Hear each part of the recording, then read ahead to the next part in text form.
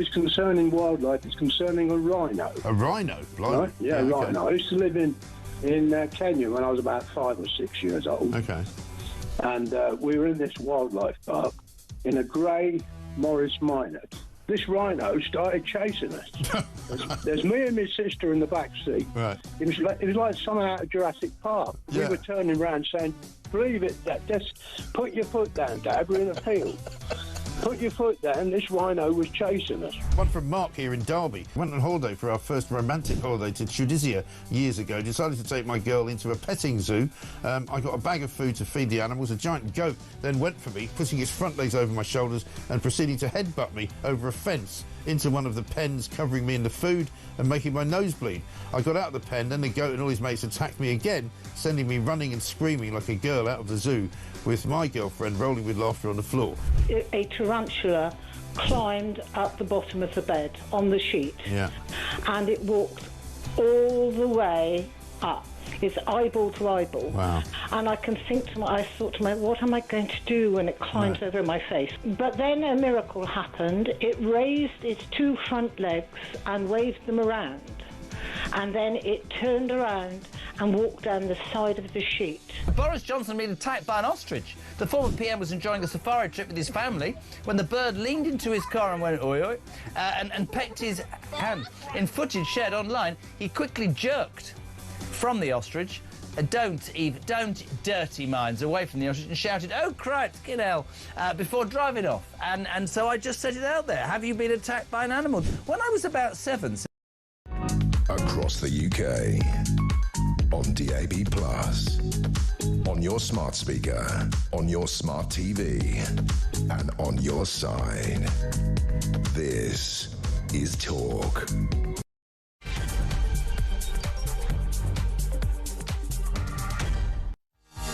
Hello, good morning to you. It is the start of your weekend. This is Alex Phillips sitting in for the inimitable David Bull, who's been a busy boy as of late. I'm going to be with you until 10 o'clock this morning on what appears to be the dawn of a new day in British politics. I mean, wow, what did you make of those local election results yesterday? Now, I know, let's not jump to conclusions. Let's not just run into things big-headed and excited, because, of course, they were just local elections and not all the county councils that could have had elections had them.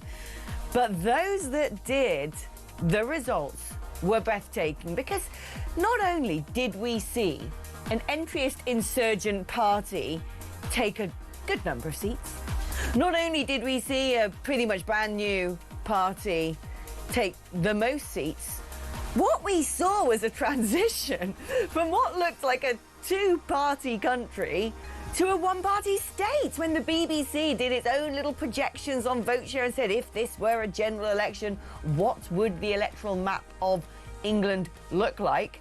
It was basically block turquoise. That is right. Astonishing results for Reform UK. I'm sure there must be some sore heads this morning from those people who were at overnight counts and those people who continued late into the night drinking the bubbly, realising that something big has just happened in UK politics. We're going to be chewing over the lot of it today. We're also going to be asking what this means for the Conservative Party, because, of course, really, it was Kemi's crew that took the biggest drudging from Reform UK when you look at the number of council seats that they lost, and largely Conservative-held councils that agreed to go forward and have those elections. Unsurprisingly, a lot of Labour-run authorities took up Angela Rayner's kind offer to skip the ballot box altogether. I wonder why. And, you know, I ask myself as well, were some of those areas up for grabs, whether the results would be even more startling. We're going to be discussing the future for Kemi Badenoch after this. And is pressure now mounting on Sir Keir Starmer? Yes, of course, he will say it's just a little flash in the pan, nothing to see here. We've got to get on with getting on. There's much more work to be done to win back the public trust. But what does he mean when he says we're going to go harder, faster and stronger? Down which avenue? Harder, faster, stronger against the farmers, against the pensioners, against employers with more taxes on hiring staff? More net zero with loony Ed Zero in his field with his ukulele buying wigwams from China. All the things that he thinks must be pleasing the public, but I cock an eyebrow and say, really, mate? I think you're getting this a little bit wrong. We're going to be discussing that as well. And also, the reaction of some of the legacy media to yesterday's results. Now, I was paraded around the studios as the sort of reform voice, if you will, the token person who is a fan of Mr. Farage, having worked for him for many a year. And just looking at the zombie eyes of the correspondents, of the normal panellists, and for the first time thinking, hey, I'm the cool kid in the room. It was a pretty interesting feeling. Then, of course, we've got this massive interview that Prince Harry's done with the BBC over in California, bemoaning the fact that he lost his appeal to have armed police protection in the United Kingdom, and basically saying, well, it's my father's fault. He could have changed all of this, but would that have created a constitutional crisis? What is going on in Harry's mind? Do you believe a word he says? There is lots to talk about today, so stay tuned, because I've got all the news and all the views up until 10 o'clock this morning. And if you would like to share your thoughts on this wonderful day, then the number to call 03444 991 1000. That is charged at your normal network rate. You can use that number as well to send me a WhatsApp message. That's correct. It's a dual purpose digits. You can leave me a voice note on WhatsApp as well, and I'll try and play as many out during the course of the show as I possibly can. 87222 is the number to send me a text message. Remember, if you're going to go down that route, you must write the word talk before your text. That way it bounces around amongst all the clutter and the clart in the stratosphere and wends its way to the aerial that is atop Talk Towers and down the funnels into the Cape Canaveral for me in my studio here. We're on X at talkTV. Right, let's get on with getting on, shall we? Now, I don't know about you, but growing up in the 90s, I'm very familiar with the sort of American teen rom-com film. You know the sort of format I'm talking about, especially the one with the makeover. There's always the girl in it, the sort of main protagonist, the geeky one with the glasses who doesn't fit in, that everyone picks on, that's really uncool, that nobody asks to be on their team, and everyone kind of thinks they're a bit of a loser, and they're pushed out and they're bullied and they're ostracised, and you kind of think their fate is sealed. And then during the course of the story arc, you have the challenge, you have the moment where the protagonist rises to become the hero of the hour, does something sensational and a plot twist that nobody expected. And then after that, the grand reveal where the braces come off, the walking brace has flown off the leg, the glasses are discarded, and she wins the prom, the coolest, most beautiful, most astonishing, clever victor of the hour. Kind of feel a bit like that this morning, if I'm honest with you, from all those years that I was with UKIP and everyone thought I was a weirdo and a racist and a nerd and I'd made very strange life choices. Then the Brexit Party era and the challenge of just getting that vote and then winning it and then making sure they stuck to it. And after all of that, boom! Yesterday, look who's grinning like a Cheshire cat, ear to ear. Now the coolest kid in the class, Mr. Nigel Farage himself. Hollywood couldn't have written a better script. Right, and that's going to be our first topic of conversation. I'm pleased to say I'm joined by Jenny Barsby, who is our wonderful presenter friend, my comfort creature, my emotional support animal, broadcaster and newsreader. What did you make of yesterday's results? I thought it was absolutely astonishing, to be honest with you. I live in Kent, so Kent has gone purple. That's the first time since 97, I believe, that the council's changed from the Tories. I couldn't believe it. I sat and watched it. But then, of course, in a way, I did believe it, because what else is there at the moment for a lot of disillusioned voters? Labour hasn't come in and done what they thought, or what we all thought they were going to do. And then, of course, you've got the Tories, which, well, no one wants them back in, do they? And it's interesting, but what happens next, I suppose, is the big question. You know, you've had this drubbing. You've had a drubbing for Labour, you've had a drubbing for the Tories, and the Lib Dems didn't do that well, to be fair. They normally do very well at county councils. So what happens now? Because this has got to be a huge message to the two big party leaders, if we can even say that anymore, which we can't. So where will they go from here? Because they've got to do something. This is the interesting thing. So when I was doing the tour of the studios yesterday, the question that the broadcasters kept asking the other panellists, and the panels were largely made up of the two legacy parties and the Lib Dems, and the question they kept saying is this a protest vote? What do the Conservatives have to do now? What does the Labour Party have to do now? And when they spoke to me, I said, I think you're getting this wrong, because looking at what's happened in these elections, you know, when it came down to vote share, Reform won about 30%, 10 points clear of the Labour Party, who are on around 18%. The Conservatives down on 15%. This was an absolute bloodbath. And I thought to myself, is this just people going, I don't want the Conservatives and I don't want Labour, but that's the way it's always going to have to be, so they're going to make a comeback because that's Britain and that's typical what happens in our bipartisan kingdom? Or is this now something different where people around the UK are saying, I want something? They're going out to vote for something because they actually want it, rather than saying it's a protest against what I don't want. That people are perhaps falling back in love with politics and falling back in love with a political movement that they suddenly go, this is what I've been waiting for years.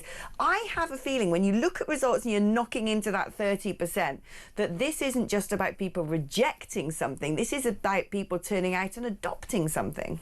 Do you think, though, I think the concern would be, again, what you were just saying, do we end up at an election in a few years' time and then people get scared and they go, oh, I better go for those two? Or do we actually think now, and we'll see it over the coming years, that there is actually we're done with that system completely? We've had enough of it all over the last... Well, this is what I think is really fascinating, because I think for a long time smaller parties' vote has been suppressed by the narrative that they can't win. It's a wasted vote. What's the point in doing that? You know, if you vote for them, you're actually going to get this. You've got to vote for Labour or you've got to vote for Tories. But if you vote for any of the other mentioned parties, then you're just wasting your time. That narrative has been busted basically by these results, because what you're looking at, trying to make that argument, Reform could turn around based upon the vote share yesterday and say, well, actually a vote for the Conservative Party is the wasted vote. They're on 15%, we're on 30%. And I wonder, rather than this being a flash in the pan, whether this is such a significant foothold, not just in terms of building power bases at grassroots level and building up those branches and those activists and people who can go out and knock on doors and represent the party in every corner of the kingdom, but also whether this is about getting a sort of significant hold in the public psyche as, no, this is a real political movement, this isn't a wasted vote, this is viable, and giving people the confidence to be able to say to their neighbours and be able to say at dinner parties and in the workplace, I voted Reform, because you suddenly realise you're not the weirdo, you're not the odd one out. You're the main group of people in the country. You know, 1 in 3 people, in theory, in those elections said, that's the party I choose. So what do you think then for Reform now? Because I think that's definitely a really valid point, and I think going forward people will change that view. But then now I feel that Reform, now they've got these councils, they've got to do something with it. And that, I think that is the next step. And there was a lot of talk yesterday, certainly around me, that, you know, we had a new Lib Dem MP, and he's not gone down particularly well where I live, because nothing's been done. And so I wonder now what Reform will do with these councils and the mayorals and all the other bits. What are they going to start with, and how are they going to start making inroads into that? It's very interesting, isn't it? And they've got to be able to show some form of delivery, which is, strangely, I don't think many other parties have ever faced that. Most people don't even know whether their local council is Lib Dem or Tory or they don't know. I don't know where I live. I'm not sure who is the councillor for my ward and which rosette they wear. And but with Reform UK, all eyes are going to be on how they now manage controlling 7 councils, when a lot of these newly elected councillors are going to be brand new to politics. They're going to be people who haven't served on councils before. Will they need a lot of hand-holding? Now, what I understand is this. 2 of the primary focuses are going to be the migrant resettlement schemes and doging local authorities. But you look at those 2 things and you think 3/4 of council's money how that is spent is determined by central government. There isn't really much flexibility. Here's your budget for this. This is what you've got to spend it on. And same with the migrant hotels. Those decisions of where we're going to send people is going to come from the Home Office, and they'll be saying to whichever county council, right, here's your budget. Here's 1,000 people. Get them a roof over their heads. So I do wonder whether Nigel will go down the route of a couple of things. One, I think he's already said it, that he wants to make sure these councils do a full audit of waste, a doging. That should be, logically not easy to conduct, but something that should be able to be conducted. But with what money? Are you then using...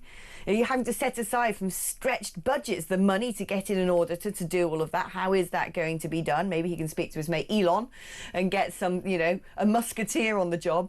And then the migrant hotels, is this going to see reform-controlled councils, again, using what money is the resource to mount legal challenges against, we don't want this hotel in our area, we don't want to have to provide this accommodation? Do you not think, though, it's more local issues that people have voted for, in that, I want my bins collected, particularly if I live in Birmingham.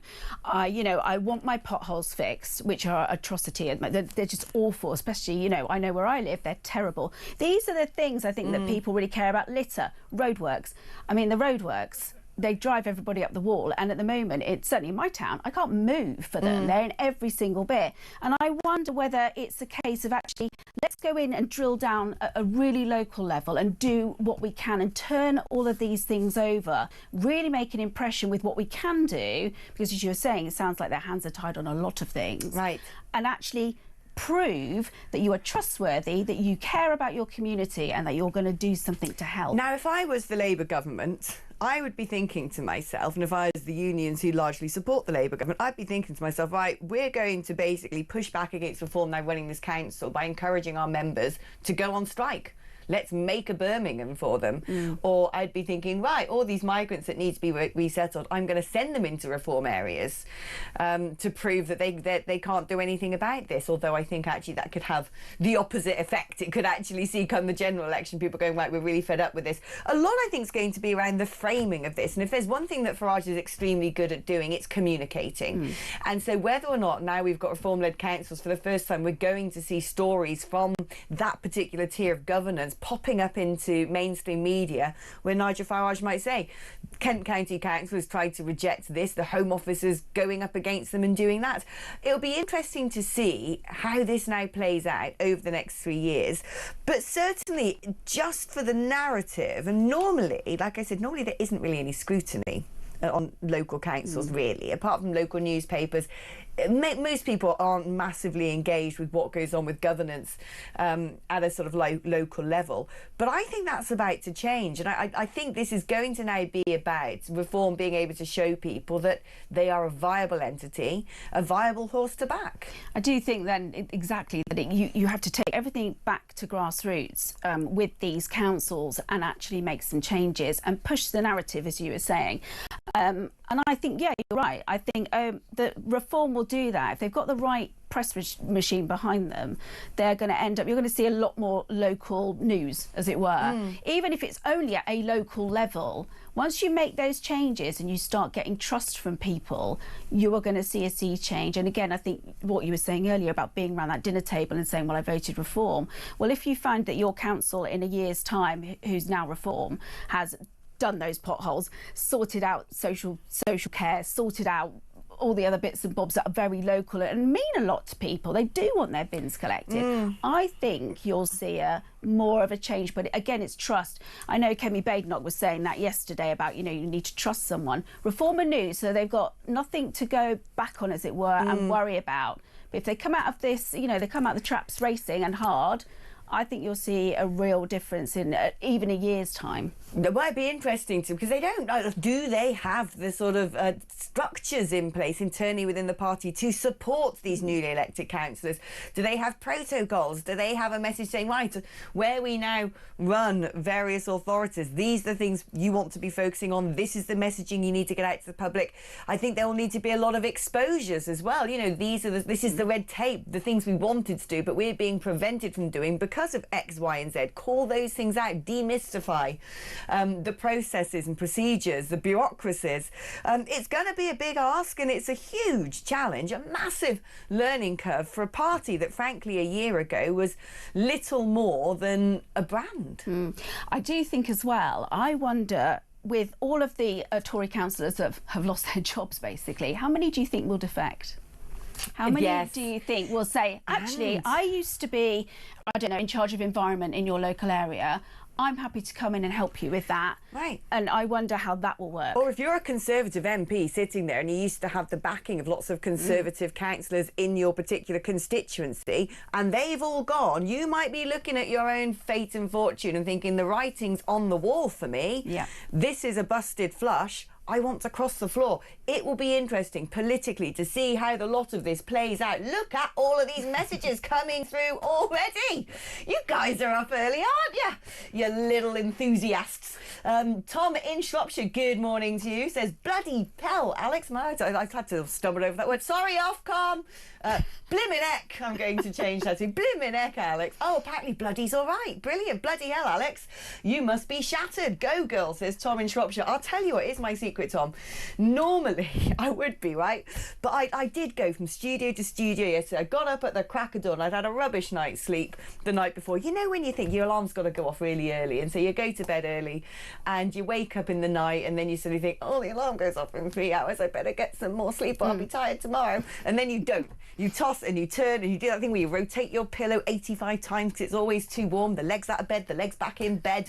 You pick up the cat, put the cat down, get up, cup of tea, back up the set. I mean, that was me the night before. So last night I went to bed at 9 o'clock, 8:30 actually. I was going to watch some telly box and my sort of chin was sort of bouncing off my rib cage and I was like, right, off I go to bed, and I slept like a dream. So full of beans this morning. Those elections gave me something I've not had for a long time, says Jackie. Hope for my country. Oh, it's a big ask, isn't it? Let's hope people aren't let down. Good morning, Alex. It's so good to wake up and see you on my TV this morning, says Sharon in Staffordshire. Really? Well, I'll try and do my best. Good morning, Alex. Everyone's so enthusiastic and awake so early. Delighted you're broadcasting this morning, Alex. One of the best bits from yesterday for me was when you were on with Laura Kunsberg, and as they faded out when it was finished, the three opposite you all had faces like smacked bottoms. It was a wonderful moment, says Warwick from Devon. I loved it. Like, literally, the BBC yesterday, they'd set it all up, panel. Kunsberg in the middle. I like Laura. Yeah. I think Laura's a class act. And off screen, she's cool. She's a cool woman. I'm a big fan. But they had the three main parties here and little old me sort of in the reform corner here, which they normally do, you know, like, oh, you're the weird, tiny, odd one, the spotty kid. And literally these people, they were like zombies. And when you heard them speaking in reaction to the results, none of them could speak human. They would do, what were they? They were just like, especially the weird little Labour guy. My other half phoned me up. I was on the way back from the studios and he said, do you see that Labour guy that was, I can't remember his name now, weird little cretin. And he said, I went to school with him. He was in my class. And I'm like, that guy's the same age as us. He looks like a little, I don't know, strange poison dwarf. But he couldn't talk, even in the green room. I sort of said to him, how are you? Like, crazy results. I don't even think Reform was expecting that. And he just sort of went and twitched a bit like a malfunctioning android. And I was like, have you been up all night? And I thought, that's a strange creature. Anyway, it was my boyfriend's classmate. Who knew? Alex Starmer is in complete denial. He isn't thinking we need to change the policies. He's thinking that the people approve of the policies and want them done quicker. In short, cut deeper and faster. The man is crazy. That's kind of what I thought when he said, well, you know, people just haven't had enough of us yet. I'm like, is that what you're taking from these results? That people haven't had enough of you? That they want more? Really? Is that what you read? Charlie from Cumbria says, morning, Alex. Nice to see you hosting Labour. Ha, ha, ha, ha, ha, ha, ha, ha, ha, ha. You were warned. That is all. I'm not sure whether that is how you laugh, but that's how I'm going to manically laugh today. OK, right, on that note, I'm going to give myself a breather, get myself a cup of tea, take a short advert break because someone's got to pay my wages. Here's the commercials.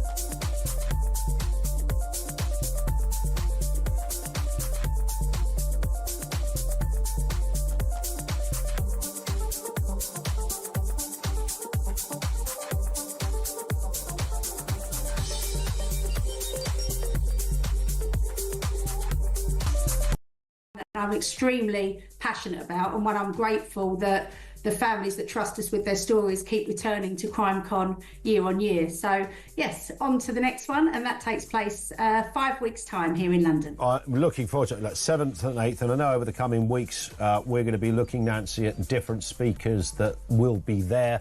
As you rightly say, I mean, everyone likes a whodunit. I mean, you know, Agatha Christie made that point many years ago.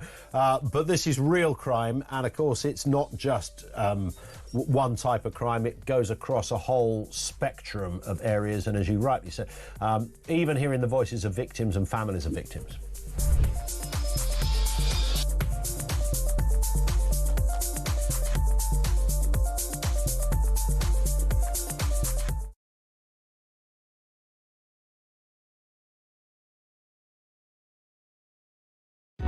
Across the UK, on DAB+, on your smart speaker, on your smart TV, and on your side. This is Talk. Now, a little known phrase, an adage that I hold dear to my heart in 2025 is, let them have tents. Well, that might be the adage coming from the mouth of Dame Andrea Jenkins, who became Reform UK's first mayor. Dame Andrea Jenkins, speaking at Grimsby Town Hall, she's been grilled by the press, who asked her all about her views on housing migrants and saying, well, I don't understand why we don't just give them canvas. Why do they need 4-star hotels? Is this the way you should be talking about poor asylum seekers and refugees? They demanded, trying to make something of the fact that she thought tented accommodation was enough. And I kind of thought to myself, Jenny, have they never seen a picture of a refugee camp? Refugee camps don't look like travel lodges. They don't look like travel lodges, but also they're not in the UK. Let's think about temperatures and things for a start. I think it's an interesting idea, and maybe there will be a lot of people who think, yes, if you make it that distasteful to come here and you're going to have to be in a tent, you might stop it. I'm not sure that is enough. I don't think that, you know, doing that sort of thing would in any way particularly stop people moving around and trying to get into the UK. It doesn't stop people trying to cross other borders. Do you not think actually, when I say tents, I'm not talking about going down, you know, go outdoors or something and buying some sort of, you know, pop-up like you would do taken to the beach. But if you actually created temporary accommodation, canvas-style accommodation, even, you know, a Nightingale camp. You know, amazing. Do you remember during the pandemic we were able to create all these Nightingale hospitals? What happened to them? What happened to them? And now all of a sudden, you know, the migrants have to go into hotels and houses, and I think it is possible. We're not the North Pole. It doesn't often dip below freezing in the UK, frankly. I don't understand why we can't have sort of more basic accommodation. And because, you know, look, when people fled, let's say, for instance, when Jews fled Europe in the Second World War and they were put into temporary accommodation here, they were put into encampments, basically, and, you know, converted army bases. They weren't put in hotels and into houses, and they were blimmin' grateful because they were escaping persecution, and then they integrated in society, and then many went back to Israel and so on and so forth. But this whole idea that you have to put people in 4-star hotels with pocket money and driving lessons and PlayStations and football tickets and free bus travel and all the rest of it, this is some sort of newfangled concept for how one must treat a refugee. And we also know that a lot of these people just aren't refugees. They're gaming the system. They're paying a lot of cash to some pretty dodgy, awful human beings who are running, you know, the biggest international racket now on earth, bigger than illicit drugs trade, or they're coming over to work in the black market.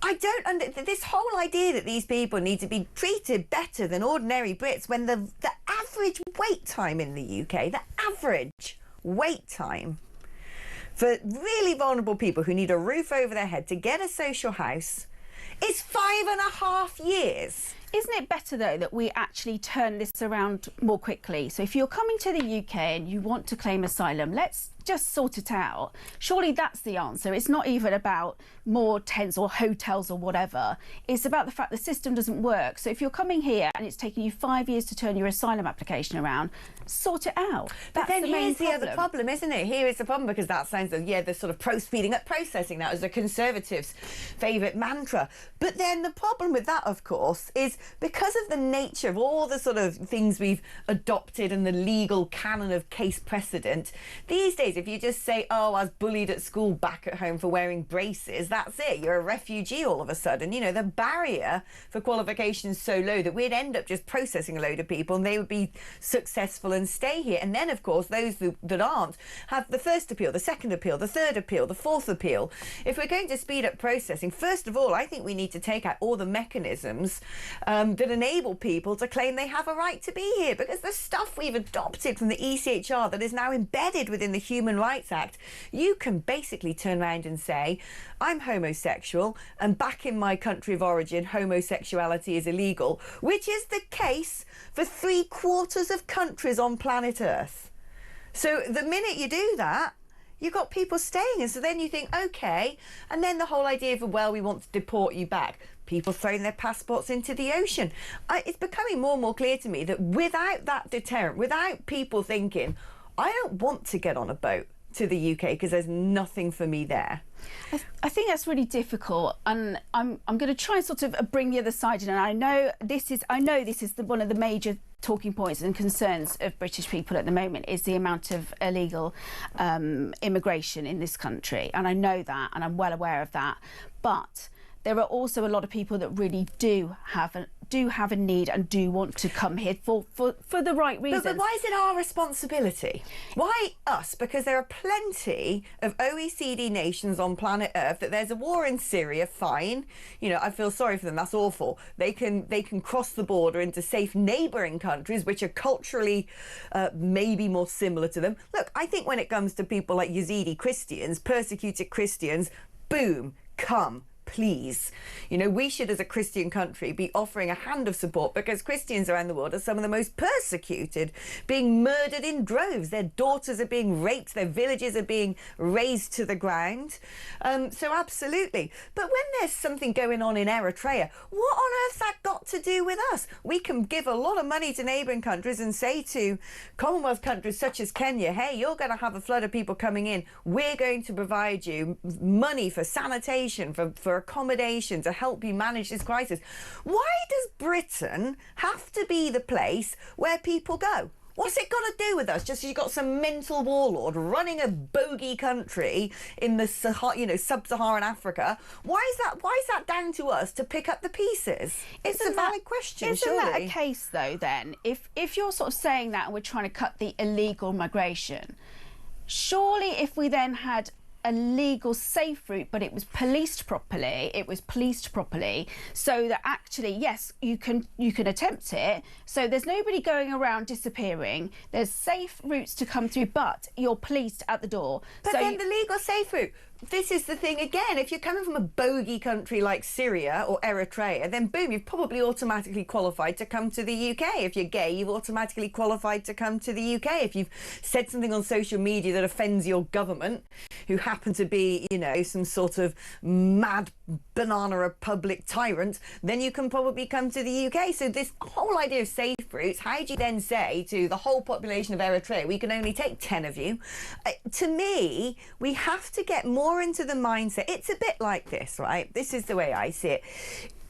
I'm sure you have a lot of sympathy with homeless people, former veterans who might have drug issues, people who've had a terrible start in life, you know, abusive parents who have ended up sofa surfing and finally sleeping under a motorway bridge, people who can't wash themselves, who can't feed themselves, who are addicted to crack, smack. I'm sure you think that those people, someone should do something to help them. But would you turn around and open your front door and go, well, because I've got a house with central heating and a stocked fridge, they can come here? Or would you say, I would rather give my money to a charity to look after this?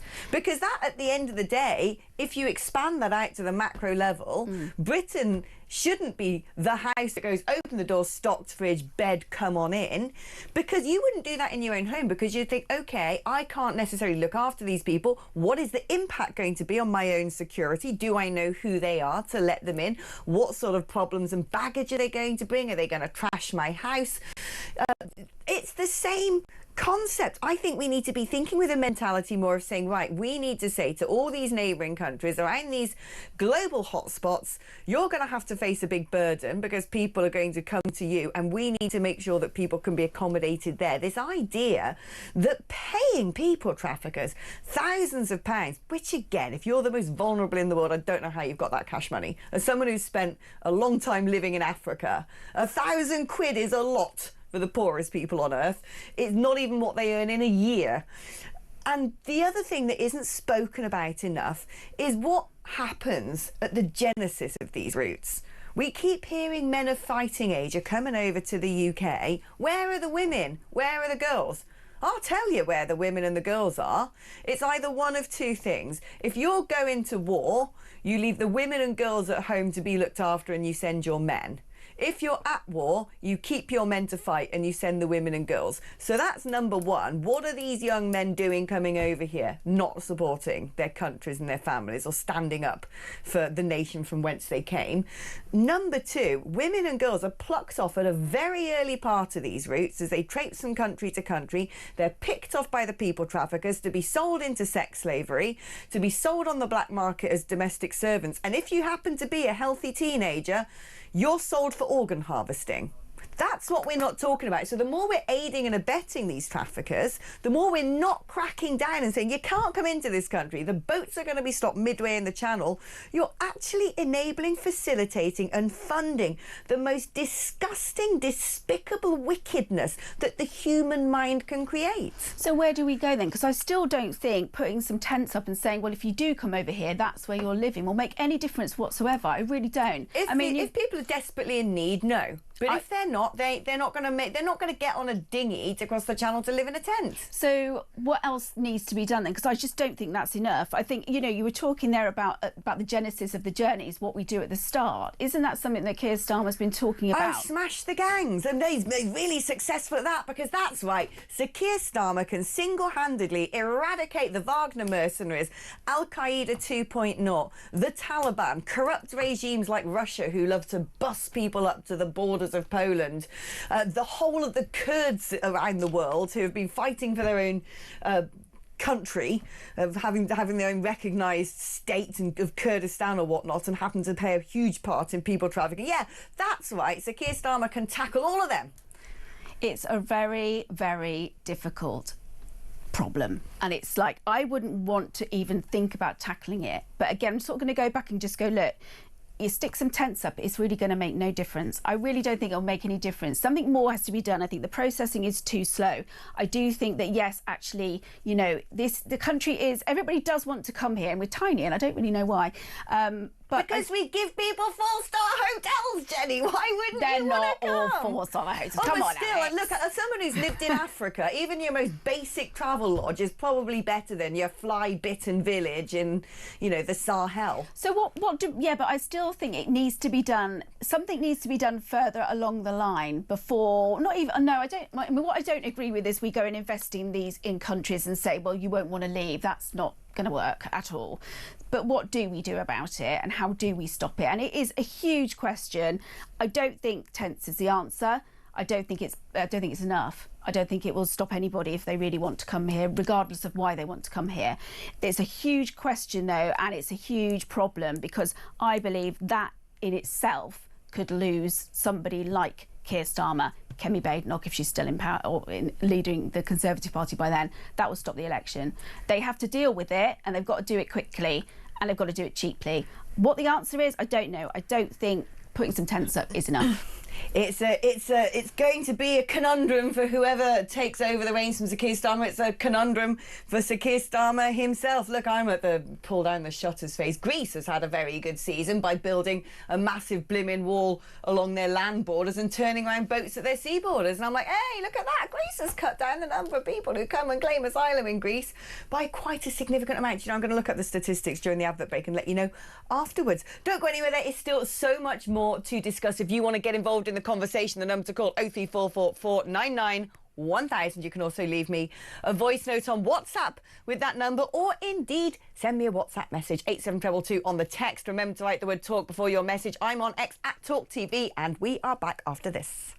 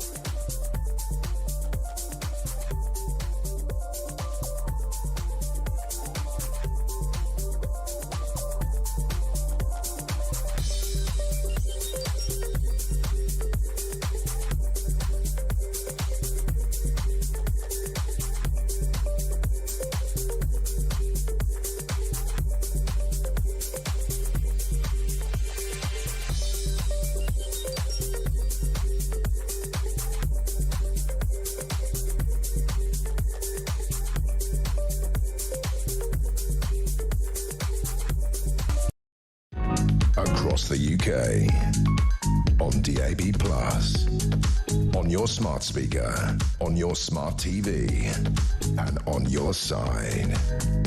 This is Talk. So basically, we have a show within a show in this studio. During the advert breaks, it's like we carry on debating the points. We've been covering all these topics. You didn't get to join in. That was a bit selfish of us, wasn't it? Let's do a few messages now, and then we're going to get on with other stories. The new Kent councillors must challenge the government on migration. The more noise that they make on our behalf, I live in Kent, the better. And Nigel Farage will then be our next PM. If they fail in this, then the odious Liberals and Greens will pick up the county and country. You should be PM, says Jackie, the other one, the other Jackie. God, be careful what you wish for. Prime Minister Alex would be quite a scary proposition. I'd make Margaret Thatcher look like a wet. Good morning, Alex, says Rachel in Wales. Bore da. I'm sure a lot of people will be expecting and hoping reform will now fail. I have every confidence in Nigel and the party. He's a very resourceful, well-connected man. He'll make things work. Can't wait till reform take over the Senedd next year. Let's have a little quick, I know we weren't expecting that, but that is, I'm telling you, another little chat I was having with my boy yesterday, because I went to, I studied journalism over at Cardiff, worked for BBC Wales, worked for ITV Wales, used to run UKIP's Welsh Assembly election campaigns. I've spent a lot of time in that country, and I said to Nicholas, I was like, do you know what? Reform are going to take the Senedd next year. I said, shall I ask to be the leader of the Reform lot in the Assembly and just randomly be the First Minister of Wales? Wow. But no, it's a crazy thought. I won't. I'm English. They would never allow me. I think the day before yesterday was a crazy thought, and then yesterday happened. So, yeah, anything can happen. You look at the polling in Wales, and I think it's highly likely that Reform will end up being the biggest group. So the First Minister of Wales could be Reform. Goodness. Imagine that. Yeah, food for thought. Hey, Alex, you owned it on the beeb yesterday. Love your energy. I'm off to the gym with an extra spring in my step today. Great to wake up to you. Good. I hope you're pounding that treadmill. Watch them knees, though. I hope they're fully strapped, because believe me, knees are for life, not just for the odd Sunday in the gym, Saturday, whatever day it is. Morning, Alex. Go Reform. Yay! I'm off on a cruise today, but Talk will be with me. I love that. Why couldn't you just actually take me? In, you know, the full-bodied material human me, the flesh and blood me, huh? Leaving me behind like that? Keep up the good work. I pray to come back to a better UK in 2 weeks. Well, you don't give us much chance, do you, Debs in Lincolnshire? Morning, Alex. You're on fire this morning. I have to say my blood ran cold yesterday reading that Starmer is going to go faster and stronger. Seems to me he knows people can't stand him, so he's just going to take it all out on us little people again. Politics of spite, says Jules in Bristol. Yeah, I mean, I actually get the impression now that Starmer, that there will be a mentality, I think, of the Labour government now, especially Sir Keir Starmer, thinking, I'm going to be a one-term Prime Minister, possibly. I've got to get as much into statute as possible. That's a worry. I think that's a worry. I think there's an awful lot of very disillusioned Labour voters around, and I think unless he makes some sort of change, I don't think he'll make the full Parliament. I think he'll lose his job. So, and really, I really do, because be replaced by whom? Who knows? I couldn't even tell you. You can't have that weird Deputy Prime Minister Fraggle who can barely speak English. You can't have Lego Head Reeves. You can't have that absolutely mental Ed Zero. There are probably a lot of Labour MPs that could do the job a lot better than him at the moment. You think that, but you look at the cabinet and you're like, is that as good as it gets? I think the only one who speaks human is Andy Burnham. Yeah, Burnham, I think he'd be great though, Andy Burnham. I think he'd be brilliant as a Prime Minister because he gets it. I suppose in a way, I sit back and think about the last was nearly a year, isn't it? And I don't see any labouring. I don't see any Labour stuff happening. What? So when you vote Labour... All the taxes on employers, the taxes on people who own land. This is almost like Lenin. It's like, you know, it's Labour on steroids. They love it. Oh, the public sector pay rises. That's not very Labour. Come on, Jenny. They're doing a little creating even more quangos. I mean, you know, Stalin would be proud. I'm sure he would, but it's not to think what people voted for. What people voted for was something to happen in this country. And what you haven't got at the moment is much happening in this country that's positive. So, you know, prices are still going up. You know, we've still got a bin strike in Birmingham. The roads are still a mess. All the things, the waiting lists are still bad. Yes, you've employed doctors, but yes, you've lost a load. Yes, you've done this, but social care's still a mess. Yes, you've decided to do that, but this is still not working. And I know they've only been in power for a year, but a lot of people are looking abroad and thinking, hang on a minute, why are you going over there and doing that over there? And I want investment, building, when actually what we want over here is something else. He needs to look to home now. Well, because they've written massive, giant charity cheques and handed them to President Xi in China in exchange for some solar panels. And, you know, the amount of money this government are ploughing into the net zero project when you think there are crises at home. But I think, you know, in the snap elections basically a year ago now, I'm not sure people voted for anything. I think everyone voted against. I think it was a very interesting photo negative of a voting system because Labour's share of the vote dropped dramatically. They got fewer votes than Jeremy Corbyn got when he lost the election to what was an absolutely woeful performance by the Theresa May bot. So people weren't voting for Labour. They were not voting for the Conservatives. They were not voting at all, really. It was a sort of vote against. And I can't remember anything in the Labour Party's manifesto other than we're not going to increase taxation. And they did. Yeah, as I say, I think it's a very disappointing time, and I think a lot of people are sitting there going, what on earth?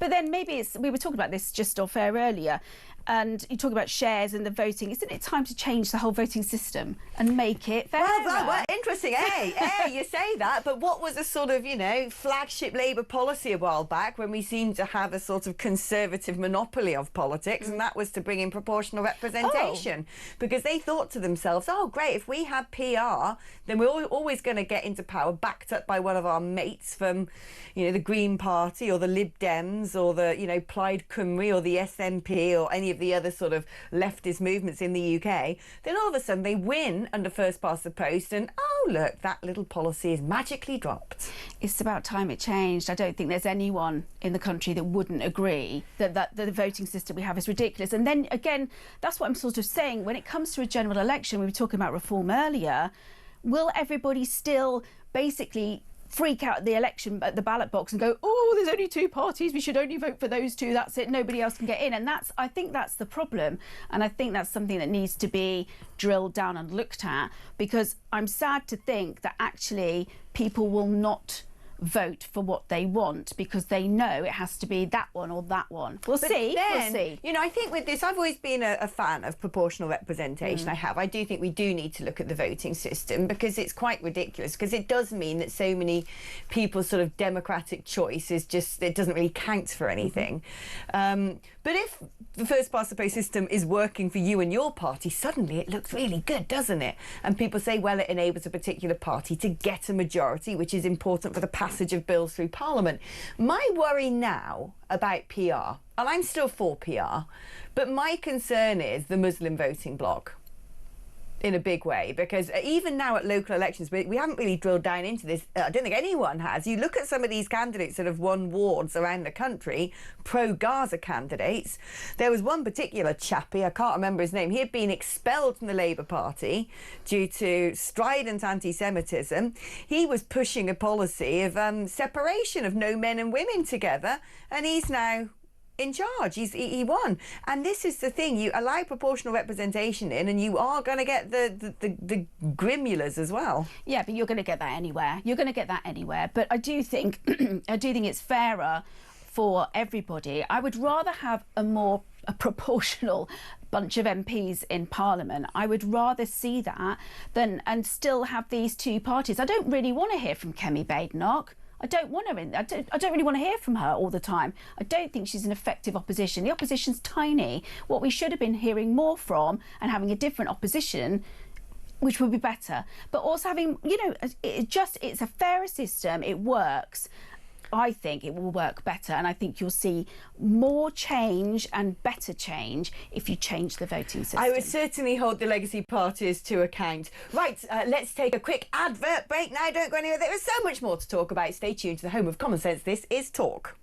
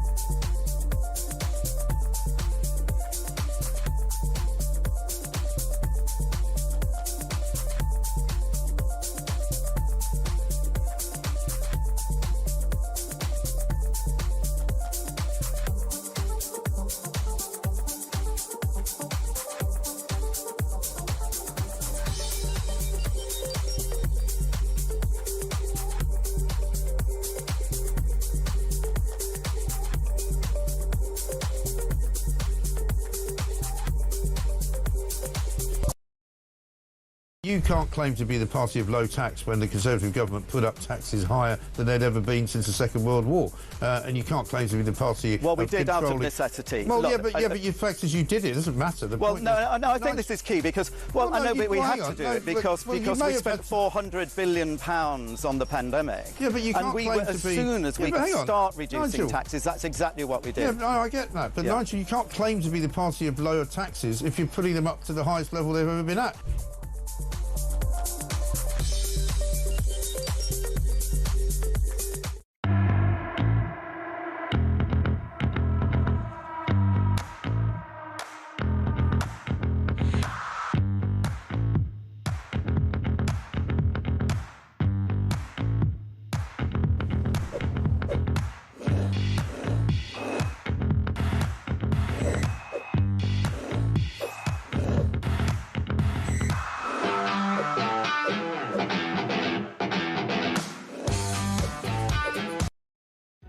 Across the UK, on DAB+, On your smart speaker, on your smart TV, and on your side.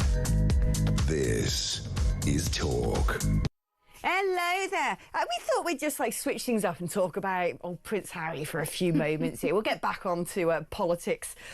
We've got 3 more hours to go. There's going to be a lot of politicking to discuss. But Jenny, what did you make of this interview with BBC California? Because there's 2 different takes on it. There's some people going, poor boy, he seems really upset. He's sort of pulling up the drawbridge. There's never going to be a reconciliation. He needs help. Perhaps the king should have acquiesced. And then there are people going, how could the king have intervened in a court case when it comes to who deserves armed police protection as a foreign citizen, right? That is what's at the crux of this. It would be a constitutional crisis if King Charles said, well, he's my boy. Let's have a little clip from that interview, shall we? I would love reconciliation with my family. There's no point in continuing to fight anymore. As I said, life is precious. I don't know how much longer my father has. He won't speak to me because of this security stuff. But it would be nice to reconcile. Boo-hoo. Just boo-hoo, Hazza. Look, I don't think it's got anything to do with the security stuff. The fact is, Harry, you really upset people because you opened your mouth, wrote a silly book, and sided... And now you're doing it again! And I want to step back from royal life. Well, step back from the limelight then. Phone your dad up and have a conversation, mate. Why does he also think it's his job to be the foghorn on his dad's medical condition? Well, I don't know how long he's got to live. What we haven't really heard, we know the king's got cancer. I think it's been imitated that it's terminal, that it's not sort of, he's not going to be magically cured, manageable. But then, coming out of speculation, don't know how much longer he's got to live. I'm like, he's our head of state, son. You can't just be sending out your own personal press releases on the state of his medical condition. We don't know how long Harry's got left. Let's be honest about it. According to Harry's mad mind, neither does he. He thinks everyone's out to do him over, taking his security away. I just think, you know what, mate? You made your bed, go into California and lie in it. But you can't expect everybody to turn around and forgive you when you just stabbed everybody in the back. You stabbed them all in the back. And now you want to come back. Maybe things are bad at home, and he's a bit concerned he's got to leave Meghan and come back. Anyone who goes, well, actually, why can't we just give him what he asks for, some armed police, because he's very high profile? The thing is this: if he was coming over to visit his father, the king, he would get royal protection because he'd be going to the royal estates, so he would be absolutely fine. If he was coming to do proper business, like a state visit, although he's not a working royal anymore, again, there are provisions made from that. But he decided to go be a private citizen in a different country. So if he can now demand legally to have armed protection, then what's stopping Beyonce from doing the same? What's stopping Richard Gere from saying he needs the same? I need my people to carry guns. And he wants the he doesn't want the taxpayer to pay for this. He's like, well, I would pay you back. But then that means our armed police are for hire, like private mercenaries. And the Ravec committee, which looks into all of these things, and Ravec, apparently members of the royal household are on the committee. Well, of course they are, because, part of Ravec's duty is to protect the royal household. But they also look into protecting past prime ministers, ministers of state. They will sit there and determine they'll look at the comprehensive audit of that person's security needs, what sort of resources they'll need, how much that's going to cost, how many people can be spared, and whether they qualify. There will be barriers to entry. And I'm sorry, Harry, a barrier to entry will be you're a private foreign citizen now. It's that easy. You gave it up. It's as simple as that. You gave it up, mate. You made your decision. Sorry, but also, as you were saying there, he said he was going to pay it back. Are we going to see that? I mean, if he got it, how is he going to pay it back? You can't hire a government resource. No. I can't say, do you know what I really fancy? I want to get ahead of the queue at my local NHS walk-in centre.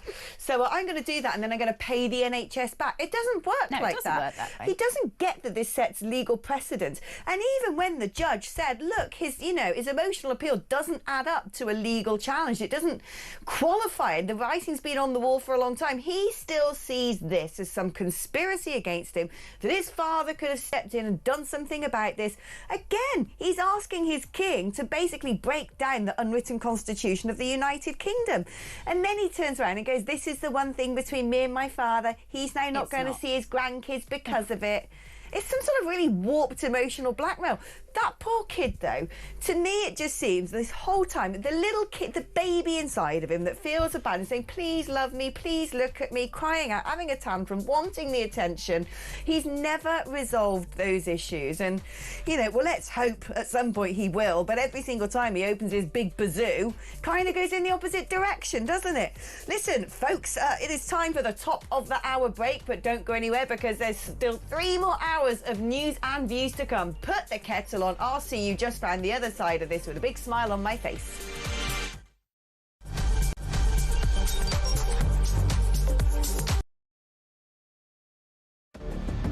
I can announce this government will begin the biggest sustained increase in defence spending since the end of the Cold War.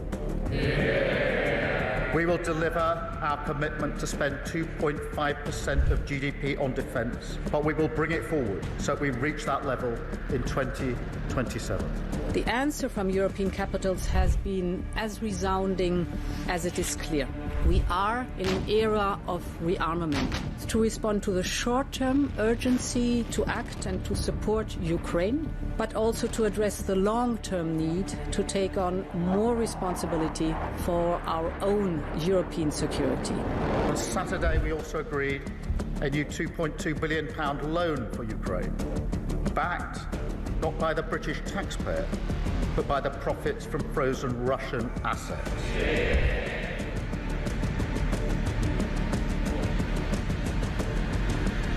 It is my pleasure to bring from His Majesty the King a letter. He sends his best wishes and his regards, of course, but he also asked me to bear this letter and bring it to you. So can I present the letter from the King to you? Thank you very much. Am I supposed to read it right now? Yeah, please do. I will do. I've got to tell him what your reaction is, so I need to know. I need to know. He is a great gentleman. A great, great gentleman. He said he thinks the war's going to go on for a long time, and he better not be right. Well, I just think he should be more appreciative because this country has stuck with them through thick and thin. We've given them much more than Europe, and Europe should have given more than us because, as you know, that's right there. That's the border. What kind of diplomacy, JD, you are speaking about? What do you mean? I'm talking about the kind of diplomacy that's going to end the destruction of your country. Yes, but if you Mr. President, with respect, I think it's disrespectful for you to come into the Oval Office and try to litigate this in front of the American media. You're gambling with the lives of millions of people. You're gambling with World War III. You're gambling with World War III.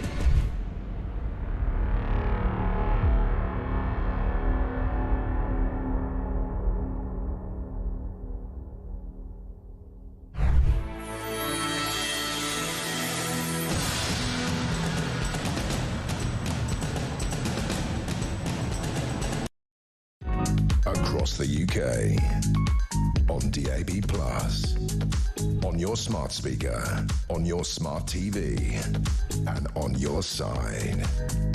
This is Talk.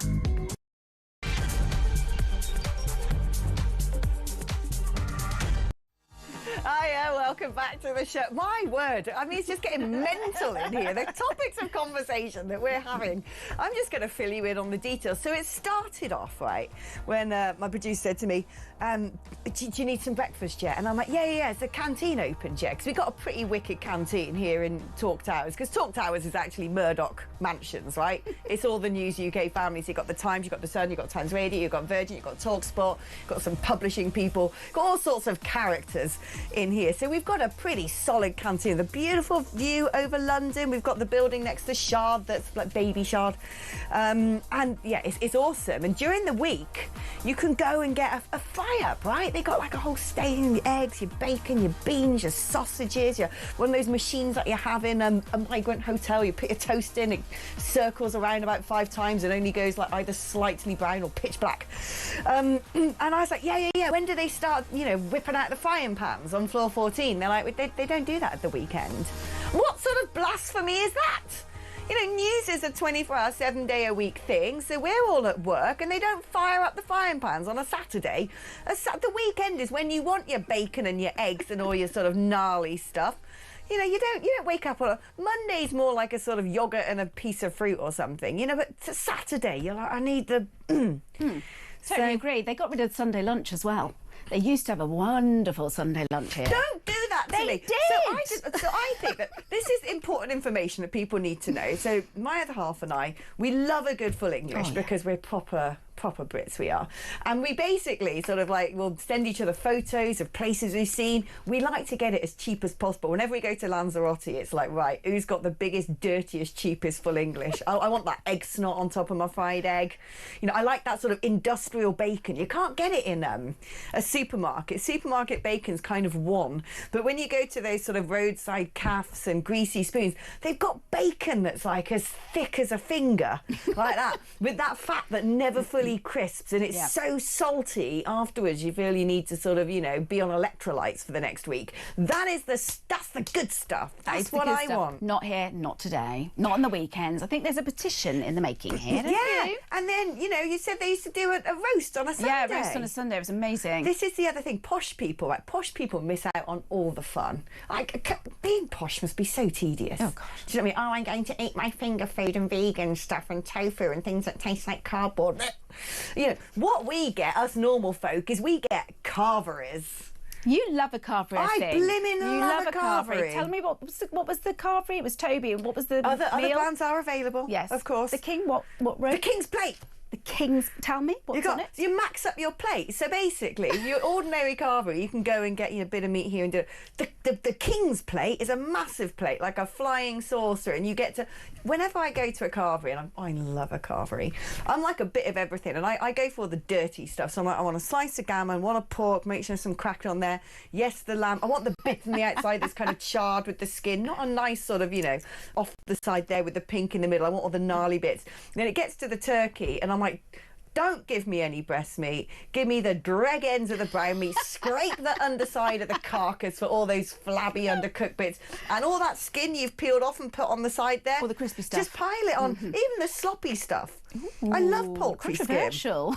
Here's a fact, right? I don't know why we're having food facts. This is literally not in the run order at all, folks. Yeah, sorry that we've thrown that out. It's some food facts. So chicken skin, turkey skin and the like is 5% fat. It's basically low fat. You don't get much fat in it.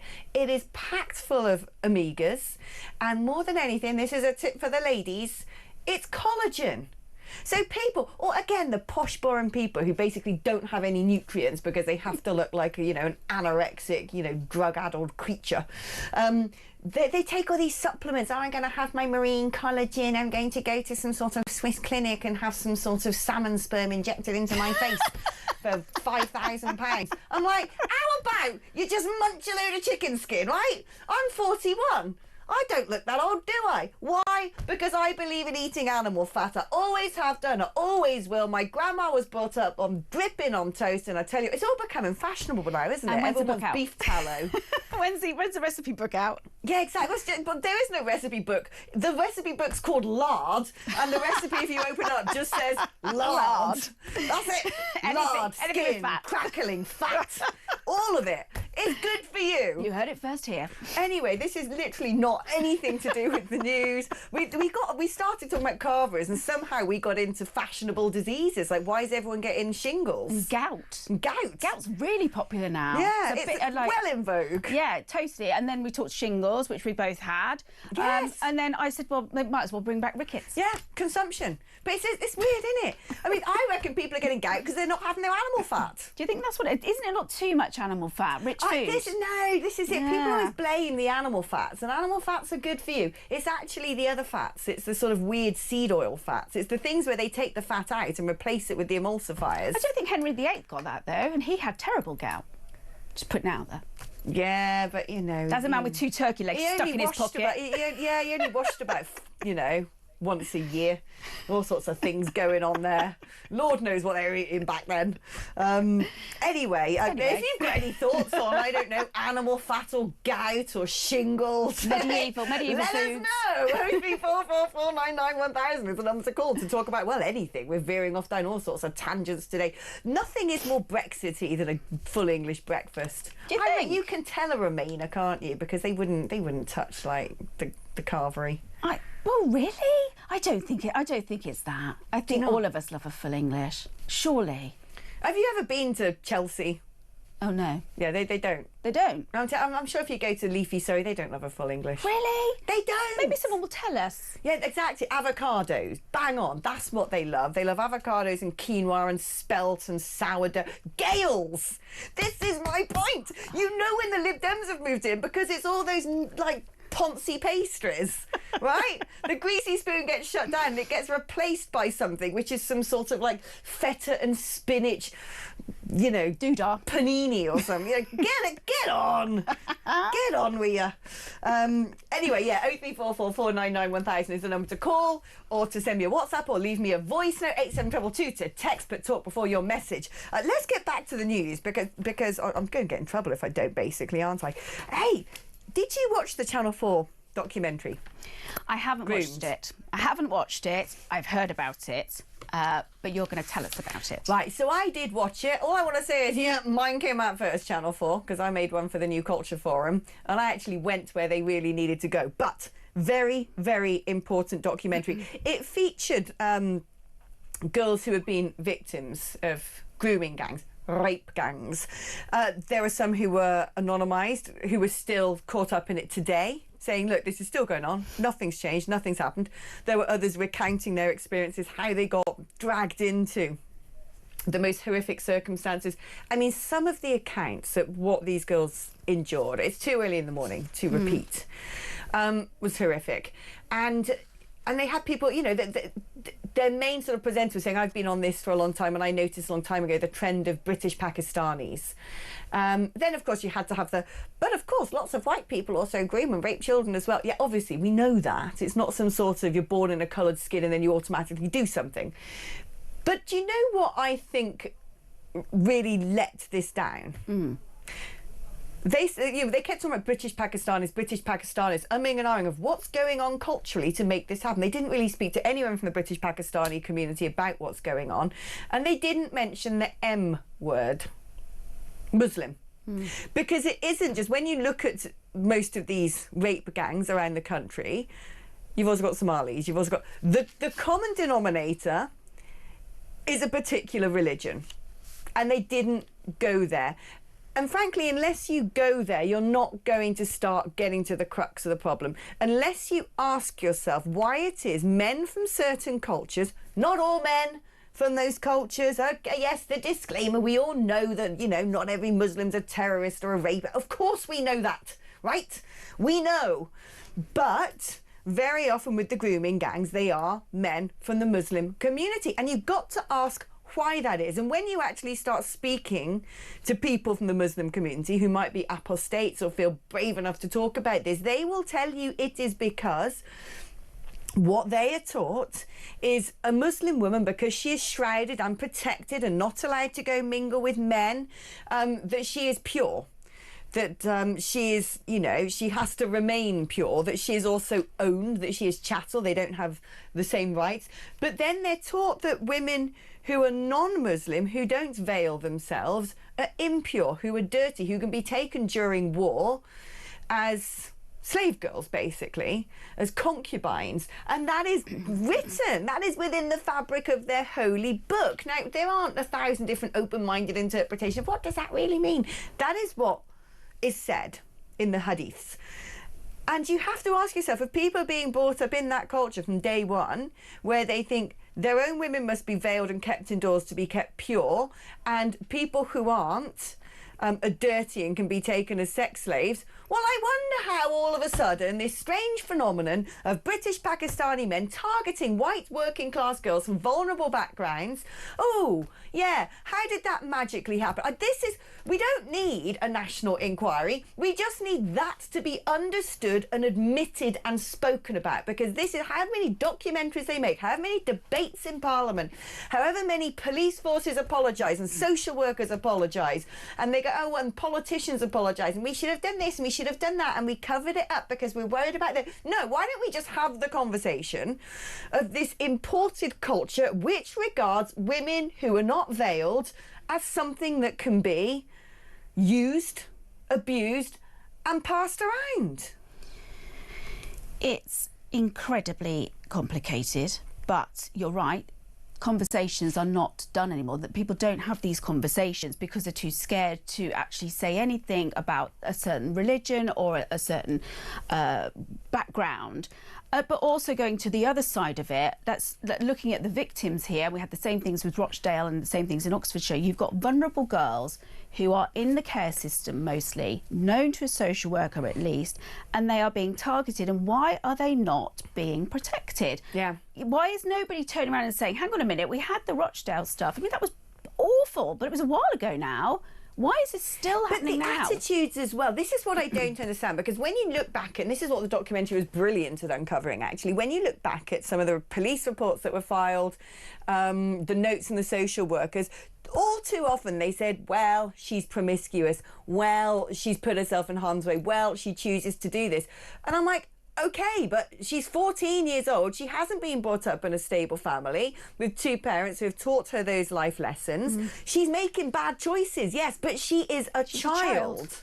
She is a child. She doesn't know any better. She's getting herself into way out of her depth with men who are much older, who start off by saying, here you go, love, come and have a takeaway and a bit of curry, a bit of vodka with me. Here you go, have some cigarettes. Oh, come and hang out with my mates. And that's the grooming part. They gradually build up to the point where the girl finds herself in a hotel room with a gang of 12 men all feeding off her like vultures on a carcass, and discarding her and then threatening her and her family if you say anything about this. That is what the process is. But what was so horrifying to me was, it sounds very Me Too movement, but the victim blaming. This idea that you've got yourself into this mess.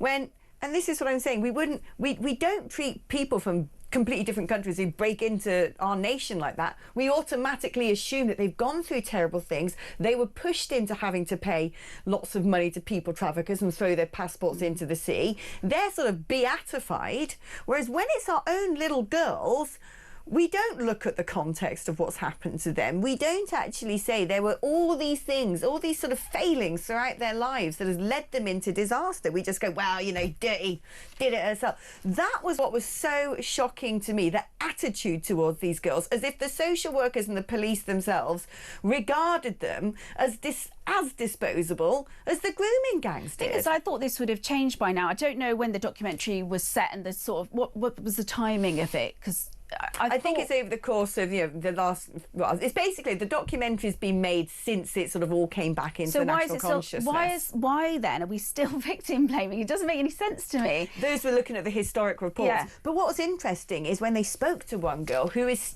at the moment being groomed. She's sort of in it right now, and she's saying it's still happening. Of course, it's still happening. Did you ever see that? That debate in the London Assembly when Susan Hall, the leader of the Conservatives, challenged Sadiq Khan on, do we have the statistics of how many grooming gangs there are in London? Yeah. And he just, I don't know what you mean. I don't know what you're talking about. You're going to have to tell me what you mean by that. Horrible, nasty little provocative man was goading her, trying to make her say how many, men of Asian origin or Muslim men are raping and grooming kids.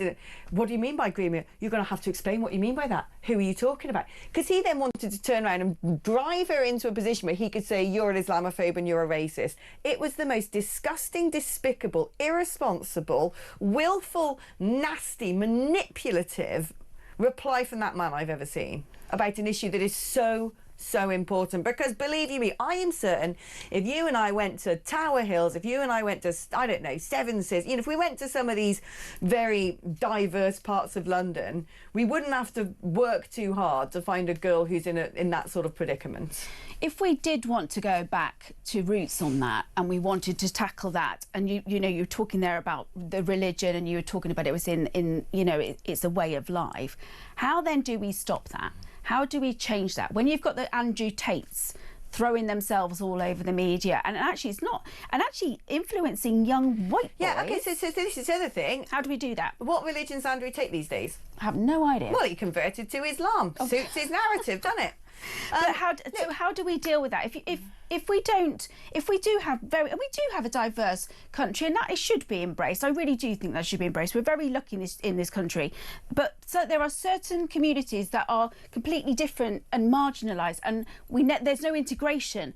And I think unless something happens with a bit more integration, a bit more education, you'll still continually have that. Yeah. So, but also, and then of course the other side, you've got young vulnerable females who need looking after, but then you need more money for that. So there you go, Keir Starmer, let's put some more money into our policing and into our social services, particularly, and sort it out. First of all, we need to get rid of this idea of community leaders, because all too often people who come forward and say I'm a community leader from the Muslim faith tend to be from organisations that receive foreign funding and do not have the best intent at heart. We have to be very suspicious of some of those.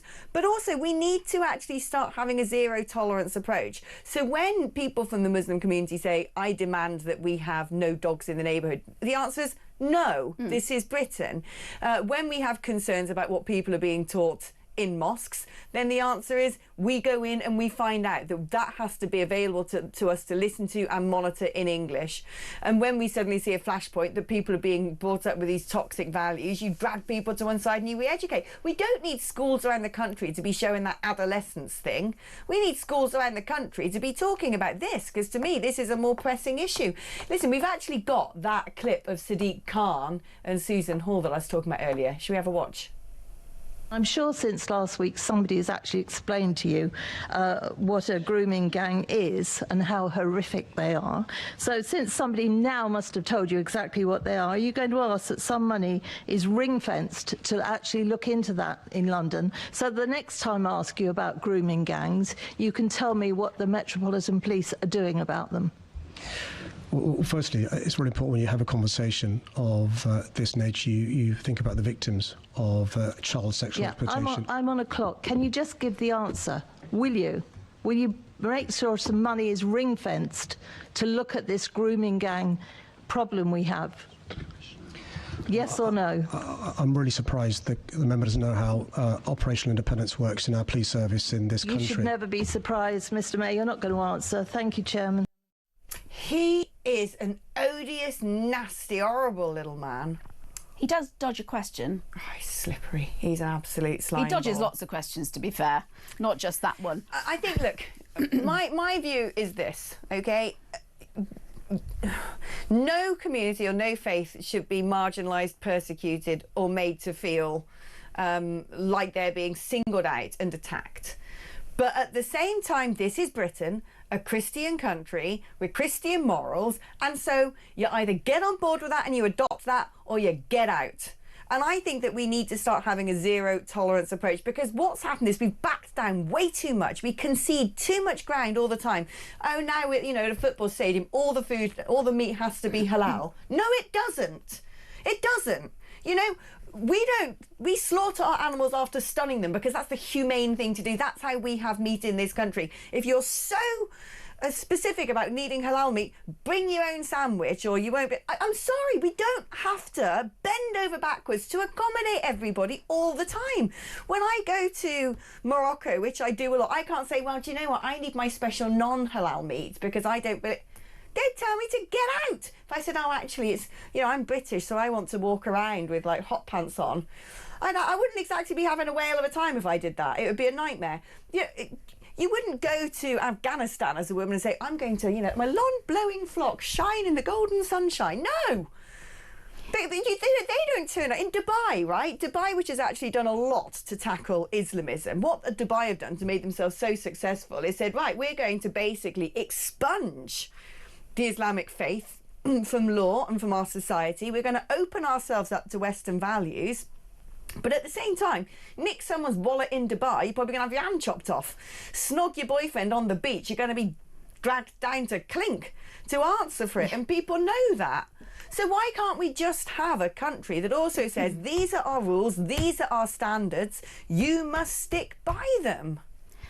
I don't know if it will ever happen, to be fair. I just don't think it will. And again, we're going all the way back to the election, aren't we? I think in this, what you're saying is a lot of what a lot of people want to see, a lot of the country wants to see. But to do that, we have to have change, and if we don't have change at the ballot box, you won't have change at all. So, you know, we've gone full circle with the whole thing, really. There aren't just, you know, there are other grooming gangs. I think there was a bunch of Eastern European, I think a Bulgarian recently that were jailed for the main grooming. people traffickers, the sex traffickers, the Albanians. No, well, these were definitely Eastern European, and that was a reason when there was a woman as well. She was part of that gang. I do think it's a very contentious subject. I don't know how we get round it. I don't know if anybody would ever sit there and say, let's have a conversation with these different groups and talk about it. For me, it's really easy. You just bin the whole concept of offending people. Doesn't matter. When it's the protection of women and girls, I don't care who is offended. I'm sorry. That's the way it has to go. Listen, we're going to take a short break now. Don't go anywhere. So much more to discuss. Calls are waiting. Messages are coming in. People liked our chat about scoff. What a great discussion. I was brought up on beef dripping sandwiches and pork crackling. Come to Scotland for a full Scottish and some black pudding full of vitamins. And I love black pudding. What a superfood. Also, Hazlitt. Do you remember Hazlitt? No. Where did Hazlitt go? What is Hazlitt? I don't really know. Oh. It's kind of like some meatloaf, a spicy meatloaf thing that you have in slices. It's like corned beef? Kinda, yeah. But I'm not really sure what it's made of. I think it's made of pork, like pork... Bits. But like corned beef, but in pork form out of some spices. Okay. And tongue. I was brought up on tongue. Oh, really? Yeah. Yeah, not for me. Yeah, definitely for me. All of it. OK, going to take a short break now. Back after this.